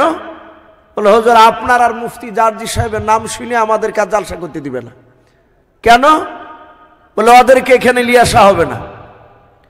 তা আমি বলেছিলাম যে ভাই একটু 8 ঘন্টা ওয়াজ করতে দিবে না? ওরা শুনবে, শুনে যদি বুঝতে পারে কেন আমাদেরকে করতে দেবে না? বলে, আপনারা নাকি নবীর দুশমন। বলুন আস্তাগফিরুল্লাহ, আমরা নাকি নবীর দুশমন? আমাদের কথা তো বাবজি নবীর দুশমনওয়ালা কথা বুঝতে পারে? আমরা তো নবীর মহাব্বতের, সাহাবাদের, নবীদের কথা বলি। আমি নিজ চোখে দেখেছি বাবজি, আমরা আলোচনা করার পরে দূর থেকে লোকগুলো অনেকে শুনছিল, আস্তে আস্তে এগিয়ে আসছে। পরে সে বলছে, হুজুর মাফ করবেন, আপনাদেরকে অনেক গালিগালাজ করেছি, কিন্তু আমাদেরকে মারেনি, নবীকে মেরেছে। তো অনেক জায়গায় এরকম আছে। তা আবু জেহেলরা বললো, মুহাম্মদ সাল্লাল্লাহু আলাইহি ওয়াসাল্লামের কথা শুনবা না, এভাবে কানা হা দিবা। ওরাও জানে যে তাবলিগওয়ালা লোক, হক্কানি আলেমদের কথা শুনলে তারা বুঝে নিবে যে এরা আমাদেরকে ভুগে ভুগে খায়, ওদের কথা শুনবে না। এই জন্য বাবজি কথাটা তারা বলে। আবু জেহেল বলেছিল, মুহাম্মদ সাল্লাল্লাহু আলাইহি ওয়াসাল্লামের কথা শুনবা না। নবীর লোক সাহাবাদেরকে যাদেরকে দেখতেন কাফের অমনি কানে হা দিতে, কানে তুলে ভরে হাঁটতো। ওমর রসুলের কথা শুনে নাই, কিন্তু নবীকে মারবো মারবো করত। নবীর অনেক সাহাবাকে ওমর মেরেছে। আবু জেহেল বুলিয়েছে, তুলি লেগে মারতে শুরু করেছে। ওমর বলল, আমি মারবো বেটা মুহাম্মদ সাল্লাল্লাহু আলাইহি ওয়াসাল্লামকে। সব 12,000 লোক এভাবে হাত তালি মেরে বলল, খাত্তাবের বেটা ওমর ছাড়া কেউ মারতে পারবে না। ওমর বলল, মারতে পারলে কি দিবা? তাকে কয়েকটা পুরস্কার ঘোষণা করলো। ওমর বলল, দিবা তো আবু জেহেল? বলে, হ্যাঁ দিব। বলে, তুমি পাহাড়ে হা দাও। কুবা পাহাড় বলে একটা পাহাড় রয়েছে, মক্কার লোকেরা ওই পাহাড়ে হা দিয়ে কথা দিলে সেই কথা তারা ফোড়া করত। সে সময় আবু জেহেল বলে, আমি কথা দিলাম। বলে, তাই? বলে, হ্যাঁ। বলে, একটা বিষাক্ত ছোরা দেয়। ওমরকে একটা বাবজি ছোরা দিল। ছোরাটা বাবজি কোমরে ভরে নিয়ে ওমর দৌড়াচ্ছে রাসূলুল্লাহকে মারবে। মুহাম্মদ সাল্লাল্লাহু আলাইহি ওয়াসাল্লাম অতিবেলা বেড়েছে।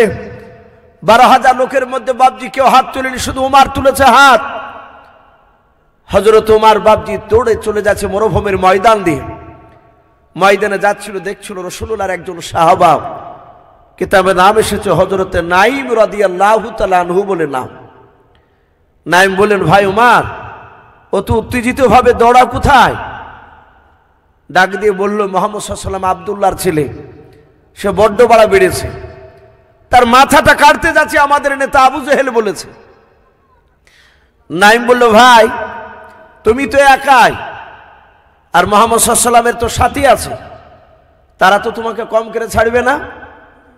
যাহাতে আইবিলে স্যার ওমার আরো রেগে গিয়ে বলে, এই বেটা, তোর কথা শুনে মনে হচ্ছে তুই ওরই লোক। যারা ইমানদার হয়, আল্লাহওয়ালা হয়, পৃথিবীর কাউকে দেখে ভয় পায় না, একমাত্র আল্লাহকে ছাড়া। আমাদের ইমান দুর্বল, তাই ভাবছি আমরা ভয় করি, কিন্তু সাহাবাদের ইমান তার দুর্বল ছিল না। নাই বলল, ভাই আমি রাসূলুল্লাহর প্রকৃতি, আমি সাহাবা। ওমর বলল, তোকে আগে জবাই করব, তারপরে বেটা মুহাম্মদ সাল্লাল্লাহু আলাইহি ওয়াসাল্লামের কাছে যাব। নাইম বলল, ভাই আমারও হাতে তলোয়ার রয়েছে, তুমি যদি আমাকে 10টা মারো আমি একটা তো মারতে পারবো। এই উমর, তোমার হাতে তলোয়ার, আমার হাতে তলোয়ার, তোমার দুটো হাত, আমারও দুটো হাত, তোমার শরীরে রক্ত রয়েছে, আমারও শরীরে রক্ত রয়েছে। উমর আমাকে মারার আগে, নবীকে মারার আগে তোমার বাড়িটা ভালো করে খোঁজ নাও গা। উমর বলল, বাড়ি মানে? বলে, খোঁজ রেখেছে তোমার আপন কলিজার টুকরা বোন ফাতেমা আর ফাতেমার স্বামী সাঈদ, এরা দুজনাতি তোমার রসুলের যে নবীকে মারতে যাচ্ছ সে নবীর কলেমা পড়ে মুসলমান হয়েছে, বলুন সুবহানাল্লাহ। উমারের যা রাগ ছিল নবীর উপরে, তার চেয়ে বেশি রাগ হয়ে গেল তার বোন বনের উপরে, তার দুলা ভাইয়ের উপরে ডাক দিয়ে বলল, নাইমকে, নাইম এ কথা মিথ্যা বলছিস না তো? বলে না, খোঁজ নাও গা, দেখতে পাবা। কিতাবে এসেছে সাঈদ আর ফাতেমা এরা দুজনে একজন সাহাবাকে ডেকে নিয়ে সে কোরআন শিখছিলেন। হযরতে খাব্বাব রাদিয়াল্লাহু তাআলা আনহু তিনি বাবজি কোরআন শিখাচ্ছিলেন গোপনে। সে সময় উমারের ভয়ে প্রকাশ্য কলেমা দাওয়াত দিতে পেরেছিলেন না, চুপি চুপি কলেমার দাওয়াত দিতেন, দিনের দাওয়াত। দরজা লাগানো আছে, উমার দরজার কাছে গিয়ে বাবজি এভাবে কান লাগিয়েছে, ইন্নী আলাল্লাহ। কোরআন শরীফে কেউ বলেছেন সূরা তাহা, কেউ বলেছেন তাওবার, তিনটে বাবজি আয়াত হযরত উমারের কানে বাবজি আওয়াজ গিয়েছে। উমার ডাক দিয়ে বলল, এই বোন, এই ফাতেমা, দরজা খোল। সাথে হাতে বাবজি যাহাতে উমারের গলার আওয়াজ শুনে পেয়েছে, ফাতেমা বুঝতে পেরেছে তো আমার মায়ের পেটের ভাই, এ তো আমারই তো ভাই। এ মনে হয় বুঝতে পেরেছে নবী কলেমা পড়েছে, আমাদেরকে আর তো বেঁচে রাখবে না। হযরতে ফাতেমা রাদিয়াল্লাহু তাআলা আনহা উনি ডাক দিয়ে বলেন, খাব্বাব আমার ভাই কোরআনকে চিনে না, কোরআনকে অবমাননা করবে, কোরআনটা নিয়ে তুমি আড়ালে চলে যাও ঘরের ভেতরে। হযরতে ফাতেমা কোরআনটা নিয়ে নাই, খাব্বাব বাবজি কোরআনের টুকরাটা বাবজি এভাবে বুকে জড়ে ধরে নিলেন। সে সময় কোরআন বাবজি আপনার গচ্ছিত ভাবে ছিল নাও, চামড়া লেখা থাকতো, গাছের পাতায় লেখা থাকতো, পাহাড়ের গায়ে লেখা থাকতো। হযরতে খাব্বাব কোরআনের বাবজি আয়াতগুলোকে বাবজি বুকের সাথে আপনার জড়ে ধরে নিয়ে ঘরের আড়ালে চলে গেল। যাহাতে বাবজি ঘরে গেল, ওমার ডাক দিয়ে বলল, ফাতেমা দরজা খোল। আবার যাহাতে বলেছে দরজা খোল ফাতেমা।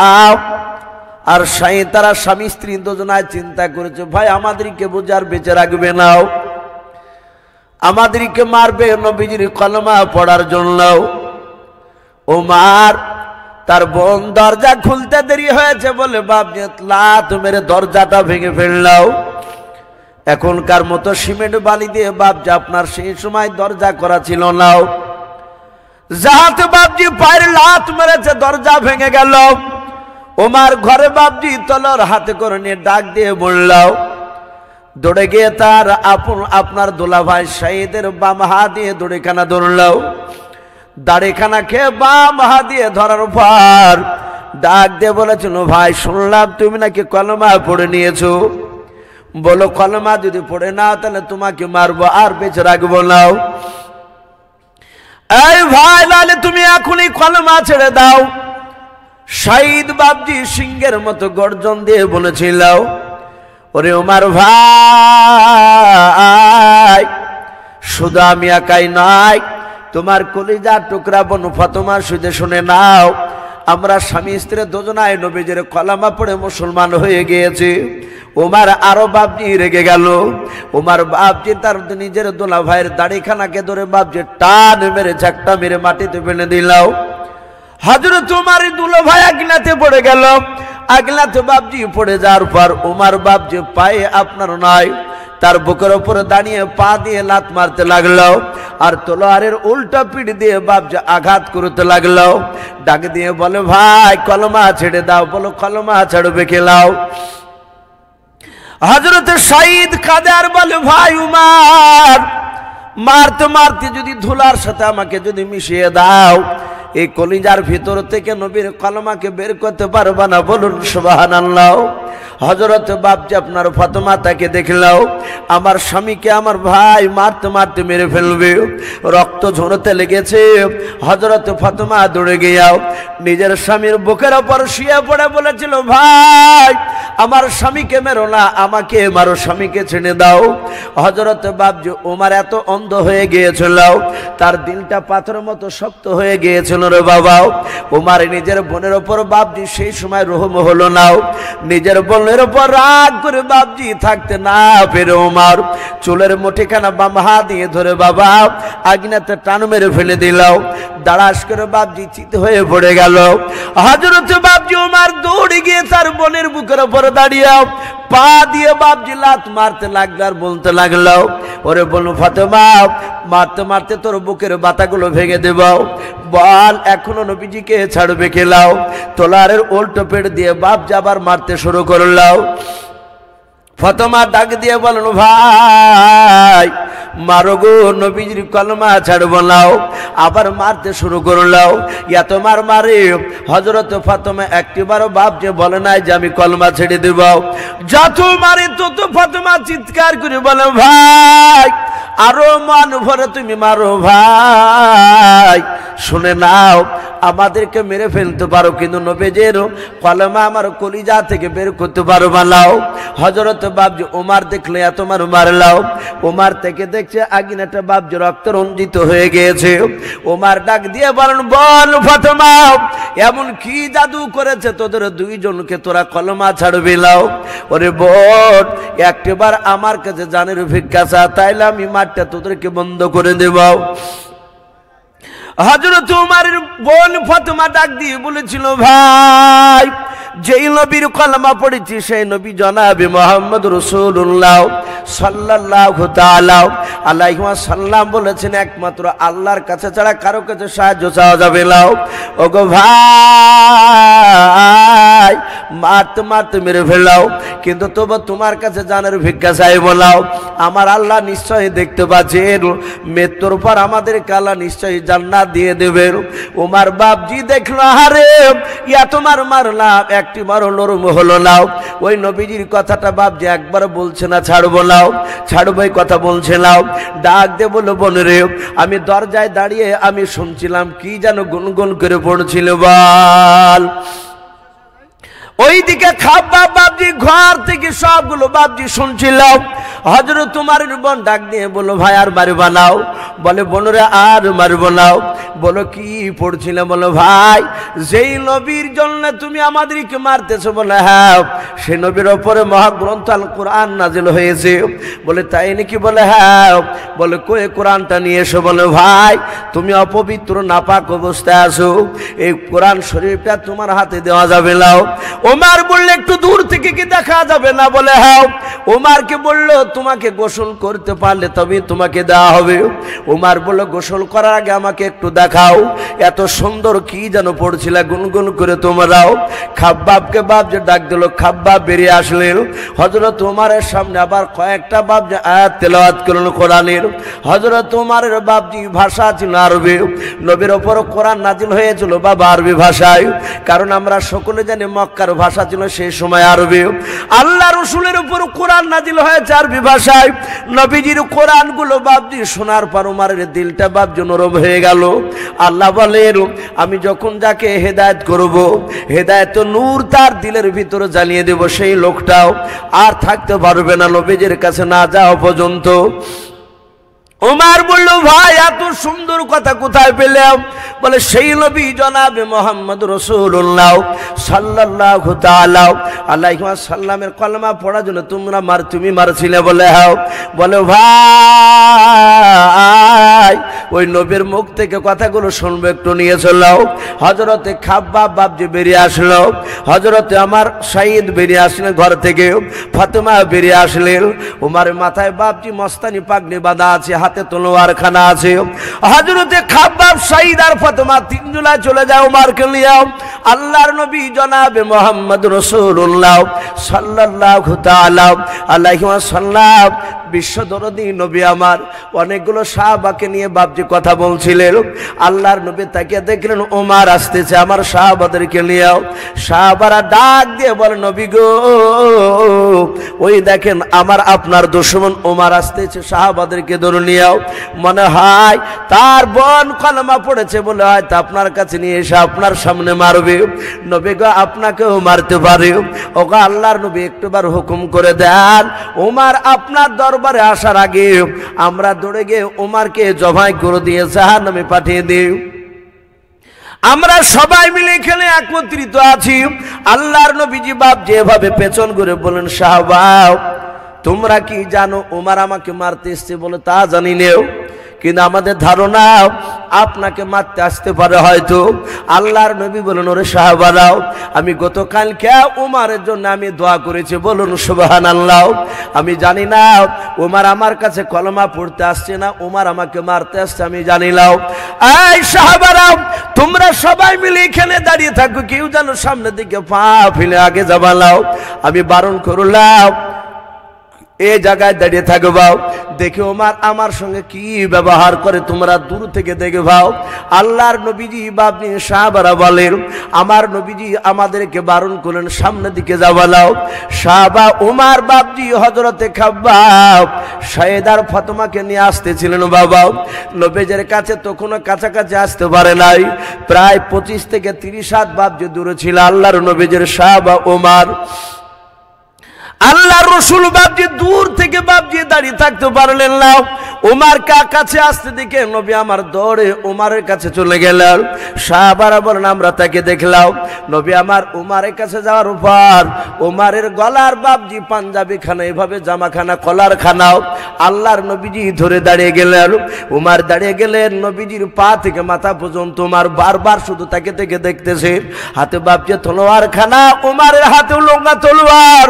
আল্লাহর নবী বলেন ওরে ওমর আর কতদিন পাগলামি করবা?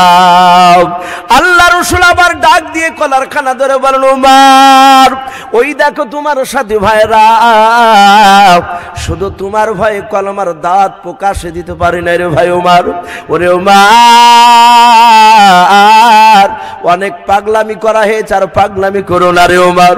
ওমর কোনো কথা বলে নাই, শুধু নবীজের বাপ যে কান্না দেখতেছে, নবীর চোখে দিয়ে পানি ঝরতেছে। আল্লাহ রাসূলের কান্না দেখে ওমর থাকতে পারে নাই, ওমরের চোখ দিয়ে পানি গড়ায়। আল্লাহ রাসূল কলার খানা ধরে আর ঝিটকে টেনে টেনে মেরে বলেন ওরে ওমর আর পাগলামি করে বেলাও। ওমর আমার এটা মনের আশাও তুমি আমার সাথী ভাইদেরকে নিয়ে তুমি নেতা হয়ে তুমি এই কমান্ডার হয়ে কলমার দাওয়াত দিবা, বলুন সুবহানাল্লাহ। ওমর বাপজি সহ্য করতে পারলো না।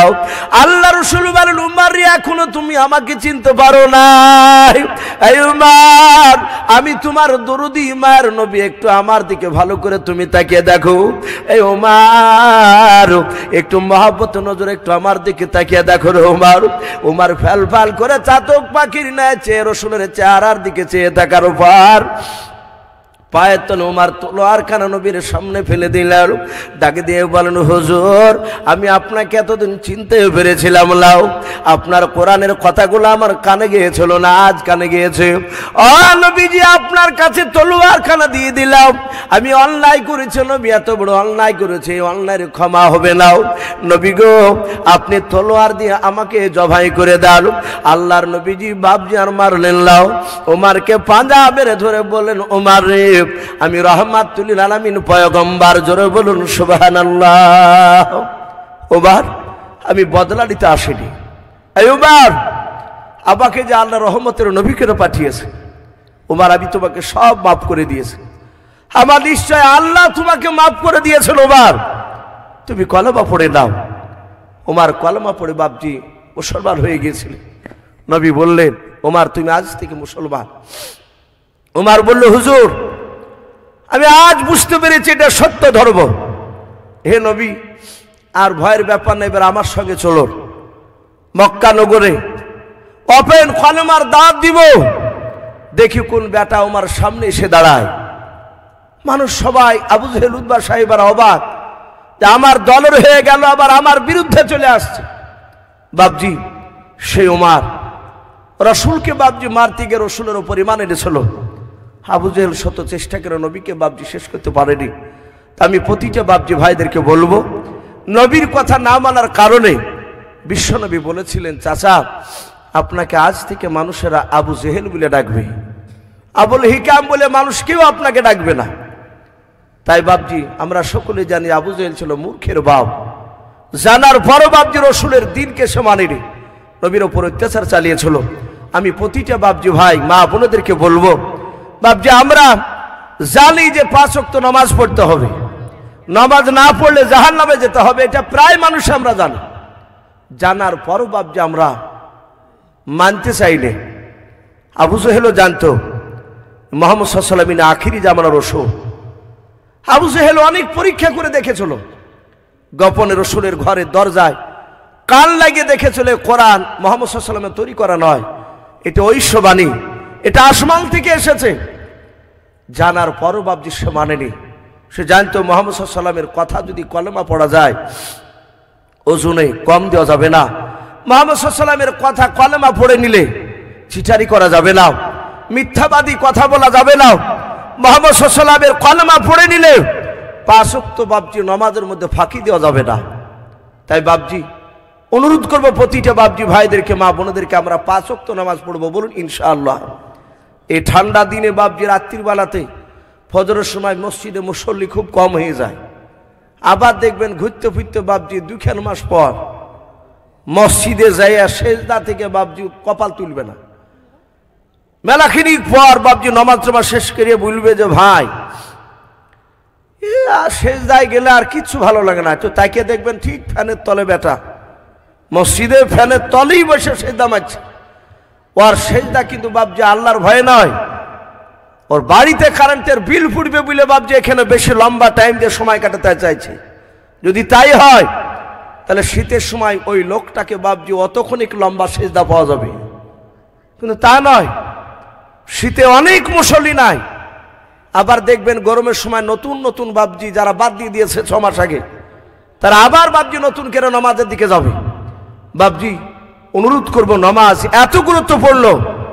আমার বিশ্বনবী দরুদে নবী বলেছে, নামাজবিহীন কোনো মানুষ জান্নাত যেতে পারবে না। জোরে বলুন সুবহানাল্লাহ। নামাজ পড়াই লাগবে। তাই প্রতিটা মানুষ বাপজি নামাজ আমরা পড়বো। নামাজ এত গুরুত্বপূর্ণ।